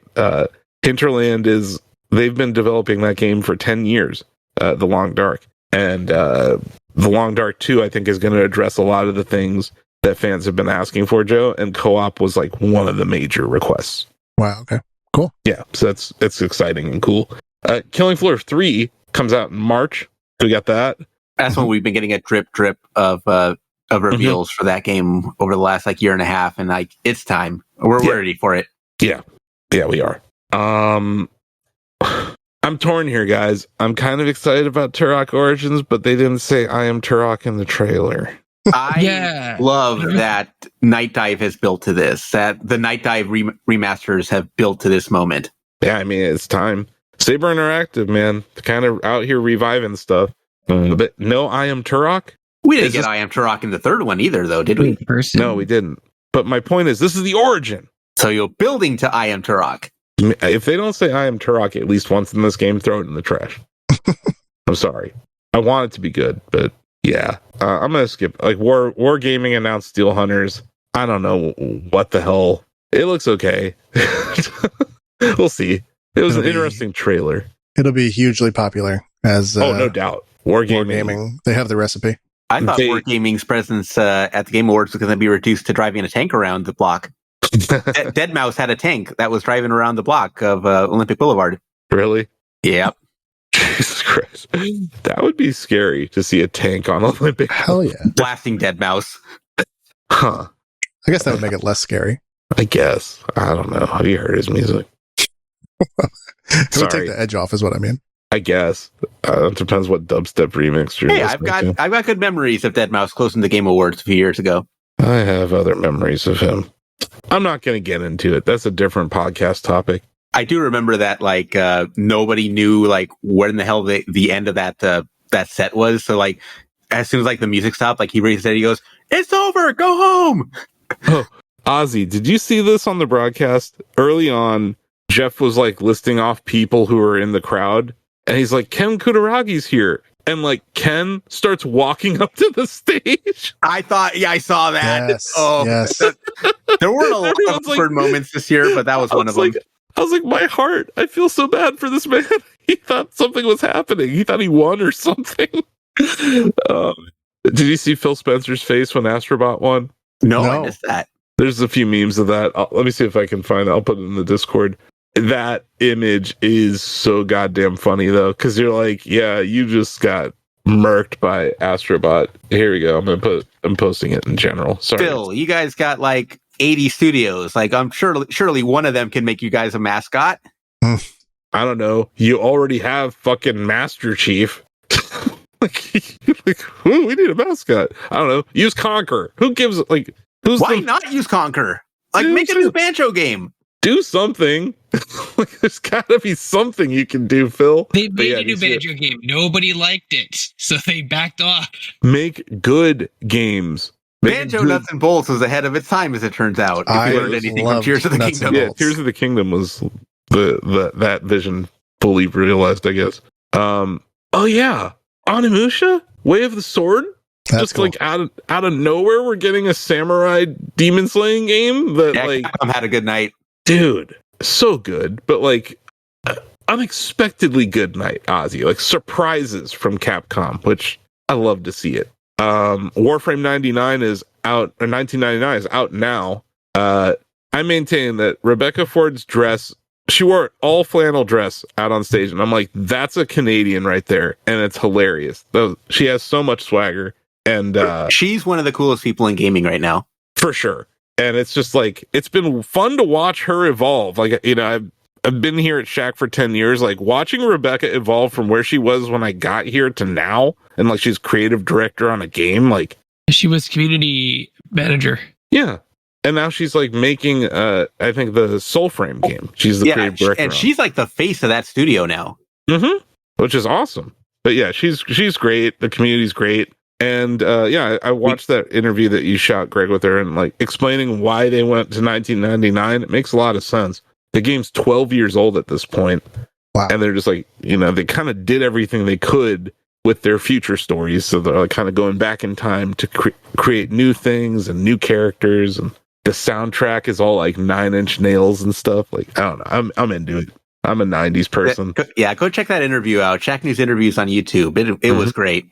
Mm-hmm. And we got to conduct it like after everybody left. So that was fun. That's dope. They've always been really gracious with us, like inviting us to TennoCon. And when there was an E3, Rebecca would come to our booth and talk about Warframe when they had something. So we really appreciate her and everyone over there at Digital Extremes. And look, I hate that Destiny 2 has fallen off in the way that it has for various reasons, but I love that people have come to discover Warframe, because Warframe has been doing this thing for a long time now, and they just keep getting better. The two games that I think have or three games that benefited from Destiny's fall: WoW, Warframe, and Final Fantasy 14. And they're not all necessarily shooters, but I think the MMO aspects of them appeal to a lot of the same players. So we got a couple more here. We got a release window for Mafia: The Old Country, which I think kind of implies that I don't think GTA 6 coming out next year, guys. Like, I don't. It looks good. We'll see. Yeah, we'll see. And then these last two. Naughty Dog is finally not making a Last of Us game. Thank God. I'm sorry. They're visually impressive games. They have cool gameplay mechanics. They make me sad. I don't like those games. Now this looks cool. Intergalactic, the Heretic Prophet, with a Porsche spaceship and Sony CD players and like Cosmic Uncharted is something that I didn't know I wanted until last night. And it looks like it could be like a fucking Devil May Cry style gameplay. Like, oh my God. Everything about this is my vibe. So like, hallelujah. Naughty Dog. And they've been working on this for 4 years, Joe. So like, it's probably coming pretty soon. I would say it's probably coming next year. Yeah, at some point. That's my guess. And then like I saved this for last because I think we have a Shack Chat that's going to go live on Saturday. What our personal favorite reveals was. Maybe we can ask that here before we end this segment. Okami sequel from Capcom with Hideki Kamiya returning to direct it with his new studio. This is that other part of Capcom having an amazing show. Jeff was literally tearing up and crying as he introduced this, which I think is because they didn't pay him. No, I think it's because Jeff actually cares and he understands video game history and he cares about developers and stuff. And man, that was an outstanding reveal. Okami was just like a moment in time, and like it was one of those very rare third-party Wii games that was just like great, just epic. Like that art style still hits today. You like go look at Okami and you're like, God, that's a beautiful game. And people had given up on ever seeing it again. I had, for sure. Like when Kunitsugami came out earlier this year, and they said, "Oh, we have some pre-order stuff. Like we have cosmetics from Okami," and it's like, this is all we're gonna get out of Okami for like a long time, isn't it? And no, it turned out that they had something cooking this whole time. And it's just good. It's 3D. It looks cool. I had to basically give a history lesson to our Discord last night because no one was like, our staff's pretty young, right? So they're like, why is this important? I'm like, no, I don't remember it either. The only thing I remember is that it was when the dog was in Marvel's Capcom 3. That was a big deal. Like that's what I remember. They're like, oh, it's the dog from Okami. And I'm like, what's Okami? Like I never knew Amaterasu. I didn't know who that was until MVC3. It's not just a dog, Greg. It's a god. Yeah. Oh, dog, god. That is a dyslexic's nightmare right there. God. Yeah, that's pretty bad. But yeah. So yeah, I'd say that was the highlight of the show. Just some more trailers that we got. The team behind Shadow of the Colossus, Ico, and The Last Guardian. That was Epic's big reveal. Like it's being published by Epic Games. Ozzie, you never ate your hat. No, I never did. I never did. I never believed that the last Guardian would see the day. I never thought we'd actually see that game. He said he would eat his hat, Joe, and he never did. Yeah. I remain like hatless. I even went online and I found an edible hat for him. And it was like, it was made out of tortillas, I think, like tortilla chips. So it's like the consistency of tortilla chips, and you could put salsa on the top of it. It actually did look delicious. I was like, if there was an E3, that would eventually happen. I think that's what happened. We meant to do it live at E3, and it never came about because we never ended up going back. No. Oh, well. No, there were like 3 years between when The Last Guardian was revealed. Yeah. I think that was like a 14 reveal. And then it came 14 out reveal, later. 16 release, and then you got 2 or 3 it more. It was not E3s a 14 reveal. You just bought Shack News at 14. No, they had a trailer. It was a trailer. It had to be like closer to 16 when we saw that reveal. 16, 17. Anyway, you never ate the hat, damn it. But yeah, this it doesn't have a name, but it's from Gen Design. It looks cool. It was like a giant kaiju mech kind of thing. Who knows? It looked like the bird dog from The Last Guardian as a mech robot to me. Yeah, I could see that. I don't know. They make really large, expansive kind of games, so we'll see what happens there. I mean, I really like Shadow of the Colossus, so I didn't really care for The Last Guardian. I thought the dog or whatever, that AI was pretty dumb. Infuriating.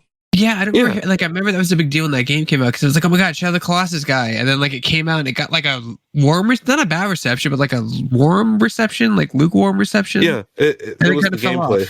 It is a gorgeous looking game, but the gameplay was just not very fun. And I just did, like, you go back, you play Eco or Shadow of the Colossus. I know they did like a Shadow of the Colossus. Didn't Blue Point do like a remake of that? Yeah. That game's great. We did get a trailer for the Outer Worlds 2, Joe. I don't know. Did you like the first Outer Worlds? I liked it okay. It's a little silly for my taste. It's you know, it's trying to be funny. The first too Outer much. Worlds, and I thought it was like, okay, if we're not going to get New Vegas, like, close enough. Yeah. I saw our friend Mikey Dowling over at Obsidian tweet that it's like 2025 is going to be a busy year because they got Avowed and that dropping in the same year now. I think something that went under the radar was PS5 logo. So this is going straight multi-platform, even though it's Obsidian and first party Xbox. I think Obsidian has seen the numbers from putting Grounded on PS5 and Grounded on Switch and Pentiment on PS5 and Pentiment on Switch, and they're like, you know what? We make more money as a third-party developer, and it's hard to argue. so sure. I think Microsoft's everything's an Xbox. It's like, yeah, it's not really. Some things are PlayStations. Some things are Switches. That would have been great if they showed a PlayStation and said it was an Xbox. Yeah, right. This is an Xbox. This is also an Xbox. Randy Pitchford came out there and said words about Borderlands. Yeah, the Borderlands announcement was... All I could say is, after that movie, there's nowhere for this series to go but up. I'm going to say this. It went rock bottom with that movie. I'm going to say this. This franchise is the most overrated shooter in the world. It's got to evolve, Ossis, right? It has to evolve. It's not peaked evolving. At Borderlands 2, in my opinion. Yeah. Yeah, it did. And it's... God, I don't want another one of these. I do not want to play Borderlands 4. And that's just... whatever. The next evolutionary step was something like Destiny, like, right? Like an online game of service Borderlands. Like, that would have been a logical step, because 3 was like fun, but it was just more Borderlands. Like, they need to figure out. You guys were with me at Judges Week. You mentioned Judges Week earlier on this episode. Yeah. Greg.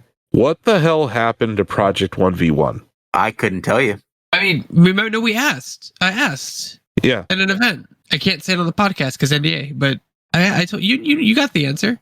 Yeah, but like, why? Why not make that game? That was actually a cool, different vibe game. That was actually a unique shooter. And they're just like, oh, I guess we'll make another Borderlands. Oh, yeah. Probably has something to do with Suits, looking at a spreadsheet, being like, well, like, what's the addressable market? Okay, just can it. Yeah. Anyway, that the Skunkworks team that built that game, I think, are some of the best developers over there. And I know Martin has since left Gearbox, one of the founders of Shack News. But Steve's still over there. We mentioned Virtua Fighter. Sega's on one, man. They're given that I always pronounce the studio wrong. Gotaku. Just say RGG Studio. No. RGG Studio. I'm not. Anyway, the people who make the Yakuza franchise. Yeah. But they're also kind of pounding their chest about how Virtua Fighter was the first 3D fighting game. So like Sega's really... I would say yesterday was the beginning. It predated Tekken by like a year or something, right? Yeah. Yeah. I would say that this is the beginning of what will be like a year of promotion for this game. So we're going to see Virtua Fighter 5 Revo come out on Steam here, I think in January. It's going to be at EVO Japan. EVO Vegas kind of hinted that it's going to be there. It's even going to be at there's like a regional happening in Chicago in January. They're going to be playing it there. And the thing that they kept repeating is that at the esport events, it's going to be running on Steam. So that's like a big deal for Virtua Fighter. I expect to hear a lot more about that game going forward. And it's like, it's kind of the final piece to this era, Ozzie. Like, we have Tekken 8, which is awesome. We have Guilty Gear Strive. We have Street Fighter 6. We're getting Fatal Fury. And I feel like I'm leaving one out because it's terrible. But we have Mortal Kombat 1. We got Mortal Kombat 1, yeah. Which is fine. And then But yeah, we're getting. And we've had games like Samurai Showdown come back, and but we haven't had a Virtua Fighter. Collection. Yeah, we got the Capcom collection coming out. Yeah, but we haven't had a Virtua Fighter, a new Virtua Fighter, in like 18 years. So this is a huge deal.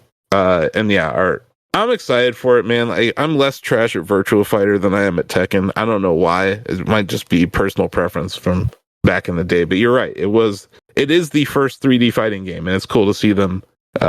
Like Sega kind of got their shit together this year. It really felt like that. So yeah, I'm excited for that. We're going to be covering it as intensely as we do all fighting games here at Shack News. It's one of our special areas of focus here. And then yeah, we also got a trailer for Project Century, Joe, which is like, I don't know what the fuck that was, but it's in that Yakuza universe, right?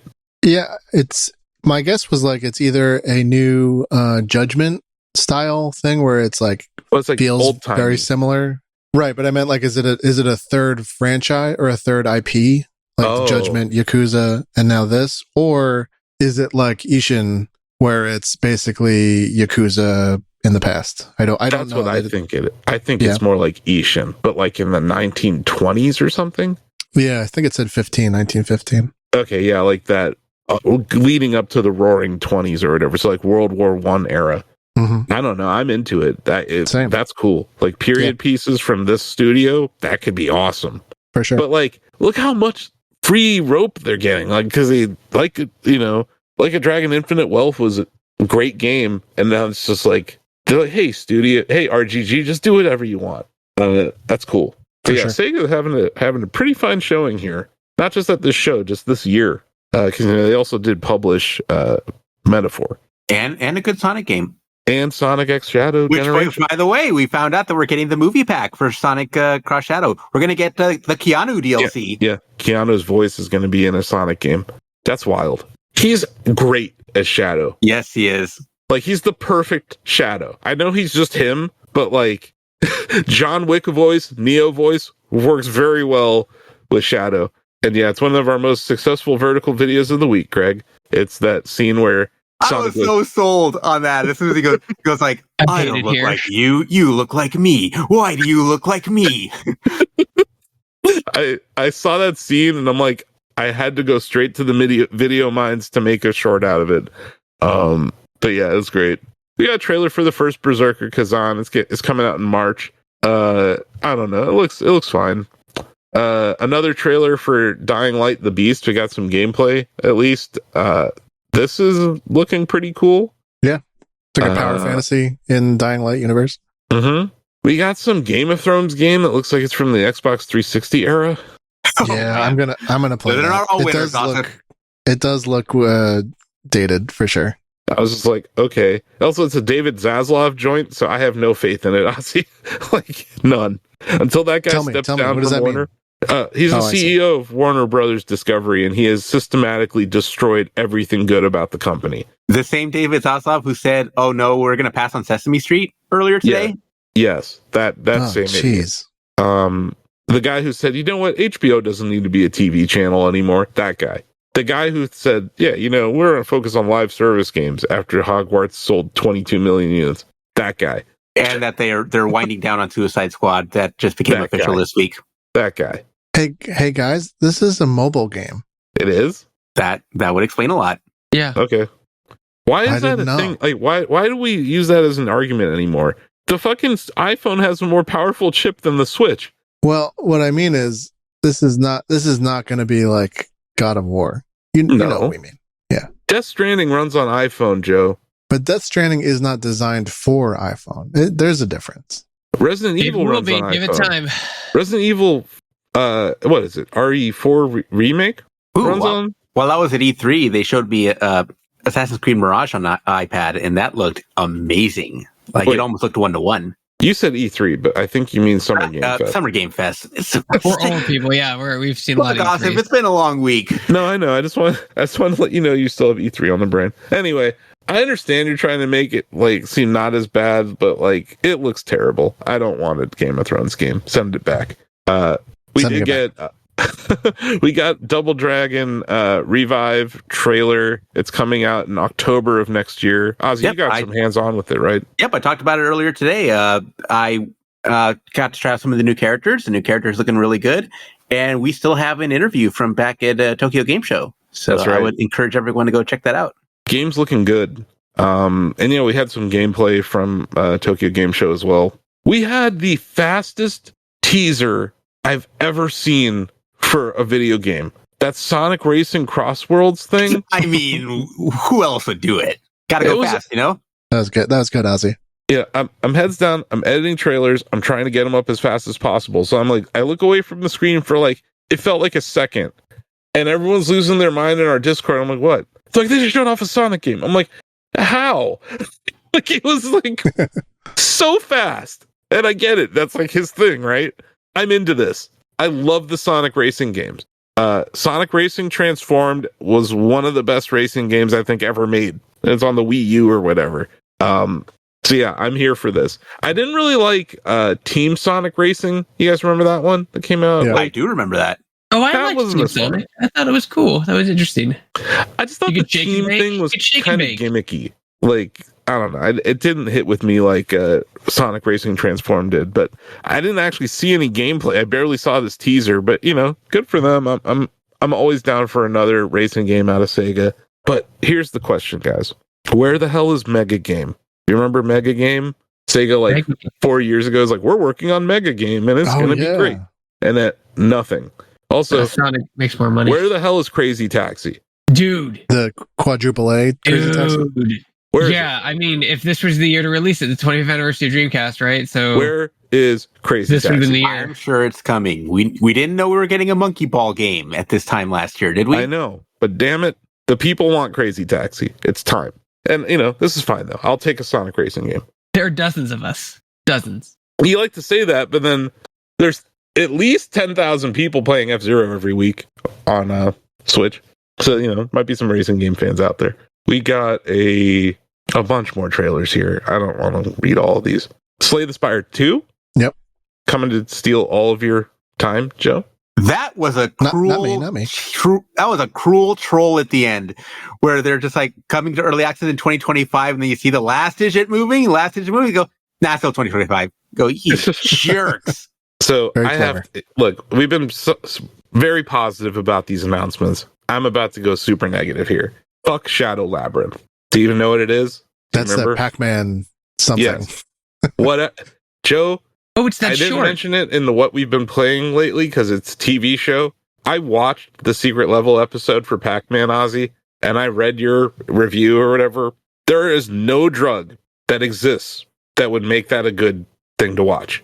I have feelings about this because, as you mentioned, I did review Secret Level. And among the things I said about Secret Level was the possibilities that it presents to tell these stories of basically any game you can think of. Like, the potential is endless. And one of my favorite things from Secret Level was that Pac-Man short, because I go, this is a really bold idea. This is a really cool way to reimagine something and take a shot, do something bold, do something that's different. And at the end, I really loved that Pac-Man short. So when I see this trailer for what is this game called again? Shadow Labyrinth. Shadow Labyrinth. When I see this trailer for Shadow Labyrinth last night, my first thought was, are you telling me that this short that I praised the hell out of for the last week was a fucking marketing ploy this entire time? Mm-hmm. I felt cheated. I felt cheap after that. Ozzie, I was screaming on Discord, like, no. I was screaming bloody murder. Because, like, no, don't do this, please. I was angry at the end of that because I was like, I feel stupid because I thought, I'm like, oh, this is like somebody's vision, somebody trying to be unique and do something interesting with a classic idea. And it's like, no, you weren't. You were trying to run a damn commercial this entire time. But also, and I know some people will tell me that's what Secret Level is, but God, man, like I hated it. I was so upset. I think it's the worst announcement of the entire show, and I was super disappointed when I saw Harada, the lead dev of Tekken, say that he's the creative director on this game. He's the reason, that I will give this a chance because I think that he can make this something. But this was a bad first impression. Like, it left a sour taste in my mouth at the end. You're taking Pac-Man and you're turning him into this. I hate it. Also, that show, I paused it 15 times. It's only 12 minutes, Joe. Each time I was like, For that episode? Yeah. Wow, Ozzie liked it. I liked it. Well, at first, when I first saw it the first time, I was like, I don't know if I like this or not. Like, it's different. And then, like, more time passed, I was like, it's different. I like it. You know what? You took a chance. Good on you. And, seeing what it led to, it's like, oh, well, I take it all back now. Yeah, no, I don't want any of this. Never asked for it. I would rather watch Pac-Man and the Ghostly Adventures on loop for the next year. Oh, God. Yeah. So let's not say things we can't take back now. No, I would rather watch Pac-Man and the Ghostly Adventures on loop for a year than ever watch that Pac-Man short again on Secret Level. And I don't want to shit on all of Secret Level. I think the other episodes were actually pretty good. Keanu Reeves on Secret Level was actually very good. It made me want Armored Core with Keanu Reeves in it. Yeah. I really liked the Unreal Tournament episode. Yes. I would watch a origin story for every champion in that game. That would be cool. But it's hit or miss, I guess is my point. But that was a miss. Okay. Can we move on from the Game Awards? Sure. Think we're at the end. I think I see a light at the end of the tunnel. Sweet. I'm getting that wrap it up from Jeff. Anyway, I just want to throw it out here. Congratulations to Jeff. That was, I think, the best show he's ever done. And I think he took a lot of the feedback from last year. He made a statement about the layoffs. He made a statement about the future of the industry. He celebrated, can't remember his name, but the guy who put together the game dev spreadsheet and the Discord and all that stuff. The Game Changer. Yeah, that's right. Yeah. I agree. I thought, well, honestly, it may sound like I'm poking fun. I'm not. I liked seeing Jeff cry because he reminded of his fandom and like it makes him seem like less of a corporate chill. Yeah, it does. I will say this. I don't like that they don't disclose what's sponsored and what's not. I think that's misleading because you don't know if you're seeing. Unlikely to ever change, I think. I have to agree with you, but in a world where we had an actual fair trade commission, I think it could. Sure. Because if Wario has to put hashtag ad after a sponsored link from GameStop, Jeff should have to disclose that because it's just not fair to the people who are actually there with their content that they gave Jeff for free. Like, you're putting garbage next to this amazing reveal, and you're not disclosing, hey, this garbage, they paid me $300,000 for.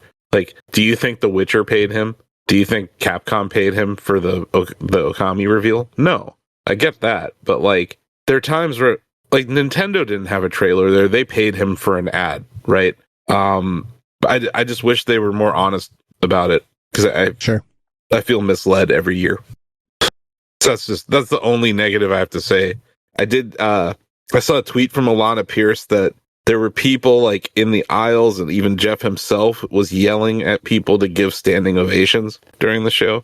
I mean, that's a producer thing. You have to have energy. Like they wanted more energy, I guess, and they weren't happy with the energy they were getting.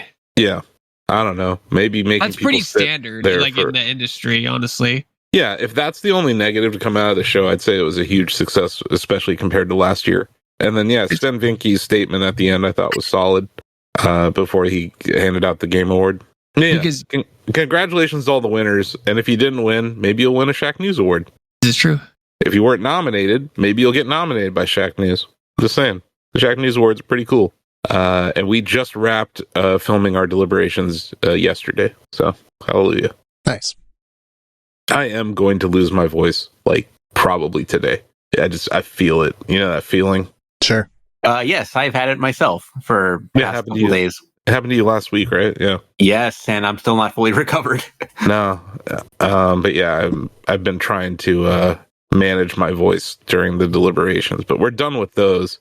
We might have a Shack News Direct coming up. I forgot to mention it in the what we've been playing lately. I've been kicking everyone's ass on Cortex, and which means I won Shack News for the week again. I won it earlier. I won it for the day earlier this week. I'm just using Cortex shouts, but also I've been playing our new Bubbletron build, and it is fucking hilarious. It's so funny. It is so goddamn funny, Joe. Last night, I did a combo that I just fucking lost my mind. It was too goddamn funny. Oh yeah, carbonated chicken tenders sex robot. That was solid. Yeah. War profiteering prompt engineer movie theater. 5G mRNA vaccine for librarians. Yeah, it was just great. Small addressable market, but Bubbletron's been on fire this week just with the parameter options, and I'm really excited about our new update. the new feature is a layer of icing that I didn't know I craved so much.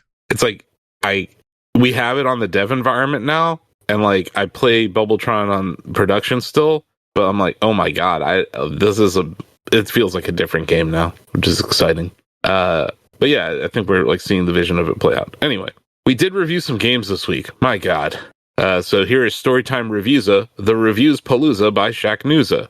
Lucas reviewed Infinity Nikki, which is like they keep telling us it's an open world cozy game.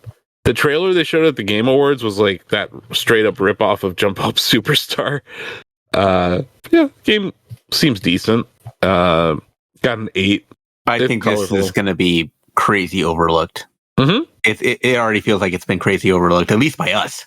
I mean, we reviewed it.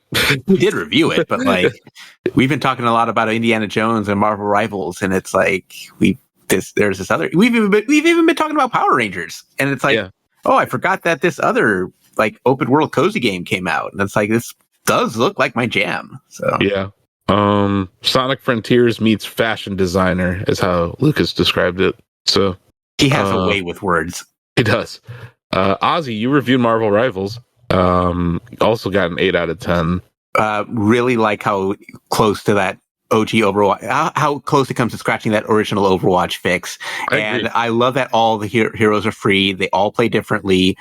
But the only downside is not a lot of maps. Like I think it's like maybe not even like maybe 5 or 6 and a couple of different game modes, but like nothing. It does start to feel a little samey after a while because like you're seeing the same sites.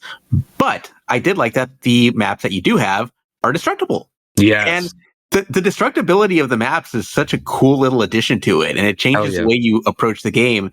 And even if you have a perch that like gets knocked down at some point, and it's like, okay, well, I lose that spot. Well, no, you might get it back later because Galacta is always watching your game, and she's like, oh crap, I better fix this. Yeah. And she fixes it for you. And it's like, all right, I can go back up there again. Nice.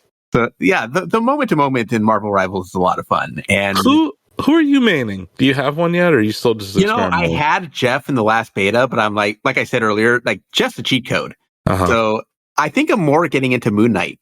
Yeah. And Moon Knight's grappling hook is like a really cool little thing that I used to get around. I am intrigued by Moon Knight just in general as a character, but yeah, in that game too. I have to get this game. I've been slacking. I've been building stupid soccer arenas in my. Yeah, you can get it on any platform, but once you pick your platform, that's it for now. No cross progression yet. But cross play. There is cross play, yes. Yeah. Except for competitive modes. So this is kind of like Rocket League, where you have to choose your Marvel Rivals self. Did you say cross progression was coming? It is coming at some point, but we don't know when. Eventually, yeah, just for now, also. But you pick a platform, eventually you'll be able to transfer. Yeah, it's not on Switch. I don't know if the Switch could handle this. No, I don't think I'd want to play this on Switch. No one wants to play anything on Switch. Didn't you see the Game Awards? They don't even like a Zelda game. Anyway, Mighty Morphin Power Rangers Rita's Rewind. We keep getting really cool brawlers. It feels like every year.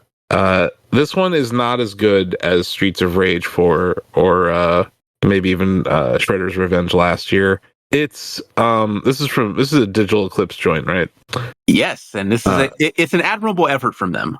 Mm-hmm. This is them it's kind of going out of what they've been doing lately with like bringing back existing games, right? Like for game preservation purposes or collections or documentaries, like with Tetris Forever. This is a new game with an old IP, and I think it works. The brawlers work, and then this other gameplay that they have with like the Zord gameplay, the Megazord gameplay, the vehicle sequences, like there's different stuff to do here. Yeah, and that's where it gives me like I know Greg, you mentioned like a Turtles in Time vibe, but it does like it just seems magical because like I don't think you could do this in the NES or SNES era just with the hardware they had, but like seeing the art style of that era but with these new game modes is just really cool. And yeah, we have to mention this soundtrack is banging. It's like really, really good. It's a great sound. I mean, I'm interviewing the composer either next week or after the new year. It's a fantastic soundtrack. The dude understood the assignment. Yeah, they crushed it. So yeah, got an 8 out of 10. Not the worst score in the world. And then yeah, Lucas reviewed Fairy Tail 2. I don't know. Got a 7. I'm tired. Higher production values compared to the first game. You'd expect that. Cool epilogue story. Lucas did not like the changes to the combat gameplay, and probably the worst thing you can say about an RPG, at least to me, is sluggish and repetitive gameplay. That's a no from me. But yeah, because that implies a grind. Yeah, I just don't have time for it. But yeah, that was Reviewza. It wasn't the craziest week for us because releases are kind of slowing down now. Unless you're terrible at PR and you release a game, I don't know, the week of Christmas. Team Meat. Remember that, Ozzie? I do remember that. Oh my god, and I ended up reviewing that too. Dude, Team Meat has disappeared since then. They're like gone. I haven't heard from them. What was the last thing they did? The last thing they did was the Dr. Fetus mean bean machine thing. Oh yeah, like the Doctor. It was like Dr. Mario, but with their IP. Yeah. Yeah, and I think they're redoing Binding of Isaac again. Okay. Interesting. Anyway, if you're out there, Tommy, let us know you're okay. I'm sure you're just swimming in money. Because he put I remember, Greg, we interview him it wasn't like 12 times about Super Meat Boy Forever. Oh, Tommy? Yeah, he's just around all the time. It was I want to say it was PAX West 2019. We had a conversation with him, and he's like, yeah, I just bought a bunch of NVIDIA stock. I imagine he doesn't need to work ever again. Because NVIDIA stock has mooned since then, and he's the kind of guy who just set and forgets. But yeah, anyway, just I don't know why that popped in my head. There's some great interviews about him, like when Super Meat Boy took off, and he looked at his Steam account, and he had to call his friend, and then called the accountant, and then called Steam because he thought it was an error. Yeah, he's like, there's no way I made this much money. Yeah. But it couldn't have happened to a nicer person, basically. Oh no, he's awesome, but I don't know if we're ever going to hear from him again. And also Kyle over there at Team Meat. Kyle might be one of the best video game players I've ever met. They're a Tetris expert. They do a lot of the play testing for Team Meat, and those games are pretty fucking hard. But on to Storytime Newsa. I brought them up because they released Super Meat Boy Forever. It was 3 days before Christmas or something. Don't do that. Please. You're going to have a bad time. Yeah.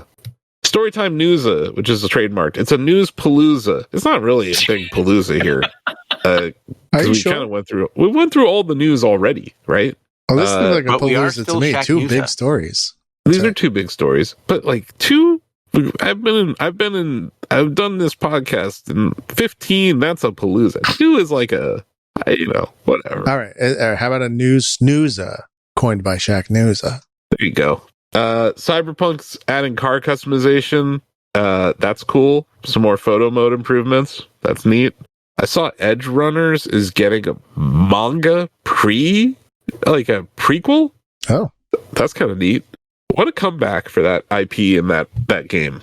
And then Ozzie, you killed Foam Stars. It's all your fault. You can't kill what was already dead. Yeah, we declared this dead on arrival. Hey, we gave it coverage. We did our due diligence. We did everything we could. We tried. We really did. Sorry to the Foam Stars devs. But yeah, that game's going to end season updates in January. So maybe get your friends together, Joe, and play some Foam Stars. Great. Will do. Okay. Or play some Suicide Squad. That's getting its last update. No, he's too busy playing another dead game, X Defiant. And that was it. That was Newsa. Lastly, Storytime Industruza. Let's start with the good news. Nintendo has acquired 100% of Xenoblade developer Monolith Soft. This is huge. This is the best move Nintendo's made in a while. People don't realize this, but Monolith, they helped both develop Breath of the Wild and Tears of the Kingdom. They're kind of a studio that comes in a support role at times for these very large Nintendo games. But not to mention, Xenoblade Chronicles is beloved by their fans, and also we're getting, was it the X remake? Sometime next year? They announced it at least. Yeah. So I think that's great news, and I'm happy that that Nintendo is like, you know what? There's a risk that this studio could get acquired by someone else, and that would hurt the business materially. I didn't know they had some independence, honestly. Yeah, they had been partially owned by Nintendo, but Nintendo's weird, man. They had that group of developers that were working inside of their headquarters that they didn't own. The people who made like Odyssey and Pikmin, like so many of the EPD games were made by a third-party company that shared office space with Nintendo for 40 years. And then like last year, Nintendo was like, yeah, we should probably acquire you guys, huh? It's an interesting level of trust that they have with some of these like second party devs, Joe, where you don't really realize that they're not 100% on board with each other. But yeah, this is huge. I think losing Monolith would have been horrible. But I hope that now that they're 100% Nintendo, they can beef up their teams or something. And then, yeah, I don't know. This is going to sound weird to people. But yeah, Tesla hit an all-time high this week. It's actually at an all-time high as we record, $429 a share. It's up over 70% since November 5th. Gee, what happened on November 5th that could have caused this? Yeah, that's right. This stock is not up on any fundamental news, guys. It's not about a new car. It's not that their sales are going through the roof. This stock is up because Elon Musk bought the election for Donald Trump. This is true. And it's just kind of gross that we're sitting here watching this right now. It's a $1.3 trillion valuation now. Why I'm conflicted is, you know, I'm a bit of a stock picker. And I think basically since Greg, Joe, Ozzie, you guys met me, I've been talking about this stock. And when I started talking about the stock, it was a $2 billion company. It's sitting at $1.3 trillion. So it's one of the greatest investments I've ever made. And it's a lesson in holding onto stocks if you do the homework and you have a thesis. But yeah, I'm up a ton on this and I feel bad because I like when I'm right about the fundamentals of a company. The fact that this stock rallied as much as it has because of what happened is gross. And yeah, it doesn't matter how much he spent. He's now his net worth is over $400 billion now. Like whatever he spent on Trump this fall is a rounding error to his net worth. Yep. And it just says a lot about society that the rich, I know it's been like this for a long time, but it's never been so blatant.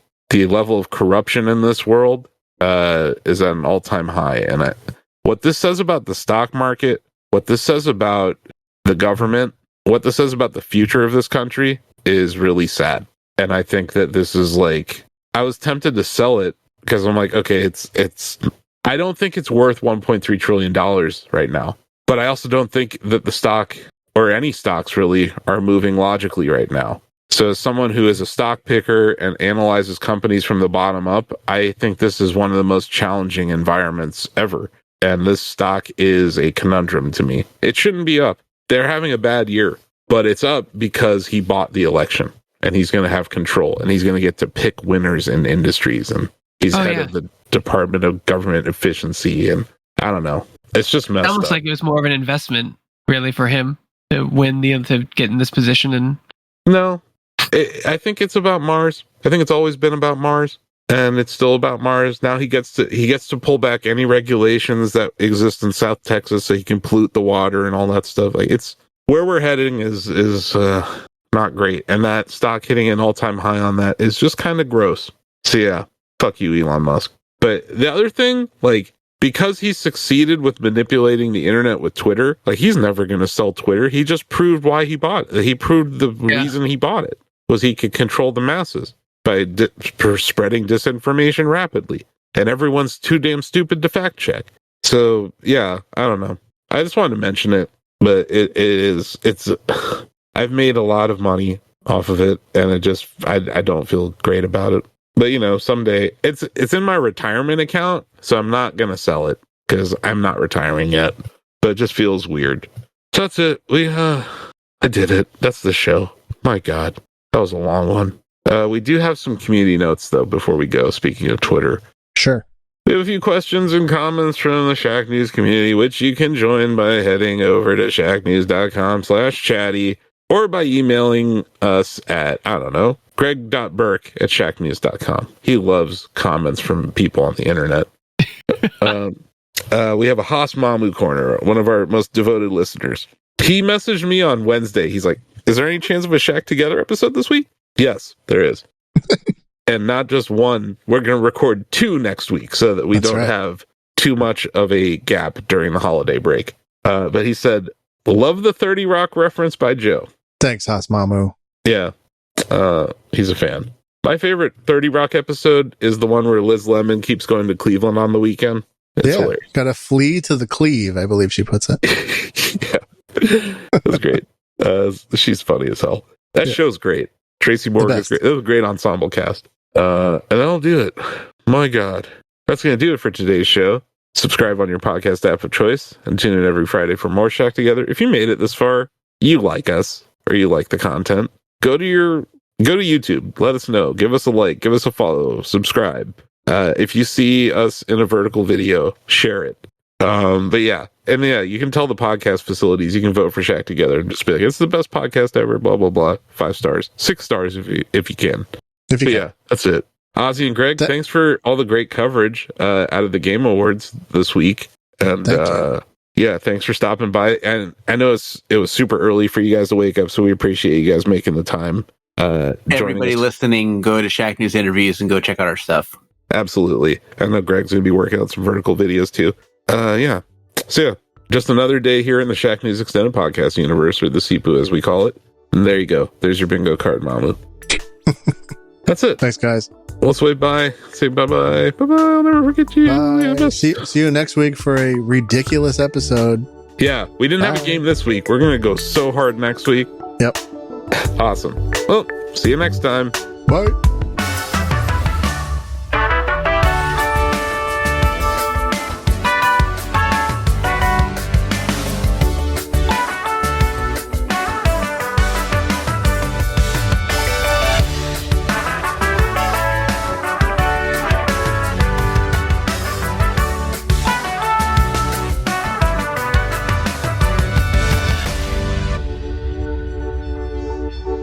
Shack Together is a Shack News production. Shack Together is a Shack News production. Shack Together is a Shack News production. Shack News is a multimedia company consisting of a variety of entertainment properties, including shacknews.com, video game and cutting-edge technology coverage with evergreen video, guide, and long-read content, providing readers and viewers with the latest reviews, previews, interviews, and news. Shack News content is readable and viewable at shacknews.com, Facebook, YouTube at Shack News Interviews, and Shack News VODs, Twitter, TikTok, Instagram at Shack News Media, Twitch, and more. But that's not all. You can play Bubbletron, our first video game. Combine 3 ideas, hit the market, and get your money hat. Bubbletron is a daily game in the style of Wordle, where players can launch a company and see its valuation instantly. Hit that high score and brag to your friends. Visit Bubbletron.com to play. There is no download required, no signups required. But if you are into app downloads, we have the cutest one on the planet. It's called Shack Pets, the ultimate battle for cuteness. Swipe your pets to victory on iOS and Android in this Tinder-like app for pets. Shack News is proud to present a variety of micro products, all available for free at shacknews.com. Cortex is a publishing platform available to all of our users. Shouts is a Twitter replacement in a time where Twitter really needs replacing. And Reader, an RSS reader that won't get shut down by Google anytime soon. You can import YouTube, subreddits, all sorts of cool stuff, even podcast feeds.